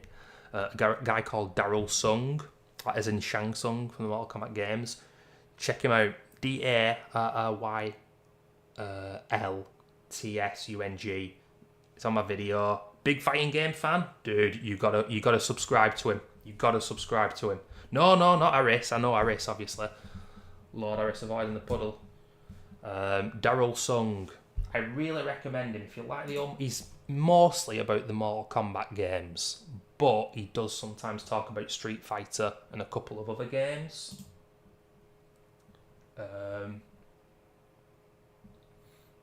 Nah, I'm not talking about that stoner. I bet he's streaming right now, isn't he? Let's have a look. Oh, he's not streaming. There's a great player playing the Evil Within on Twitch at the moment, though, dude, called T6 Redham. He's fantastic. One of the best players in the world at the game. Better than me, probably. But I'll just send you the link just before we go, because honestly, if you do like fighting games, I recommend this guy's channel. Let's have a look. Where is he?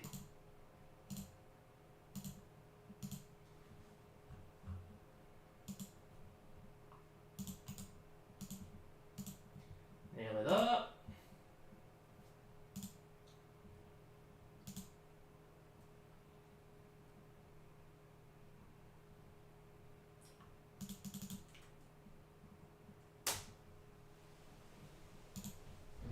we go. That's his channel. It says Bushy Stallion. I don't know why, but highly recommend him. All he does is replay Mortal Kombat, and he somehow makes it entertaining. And every Wednesday night, he plays people on his Mortal Kombat 2 arcade cabinet. And why it's so entertaining, I don't know, but I get the feeling you'll like him.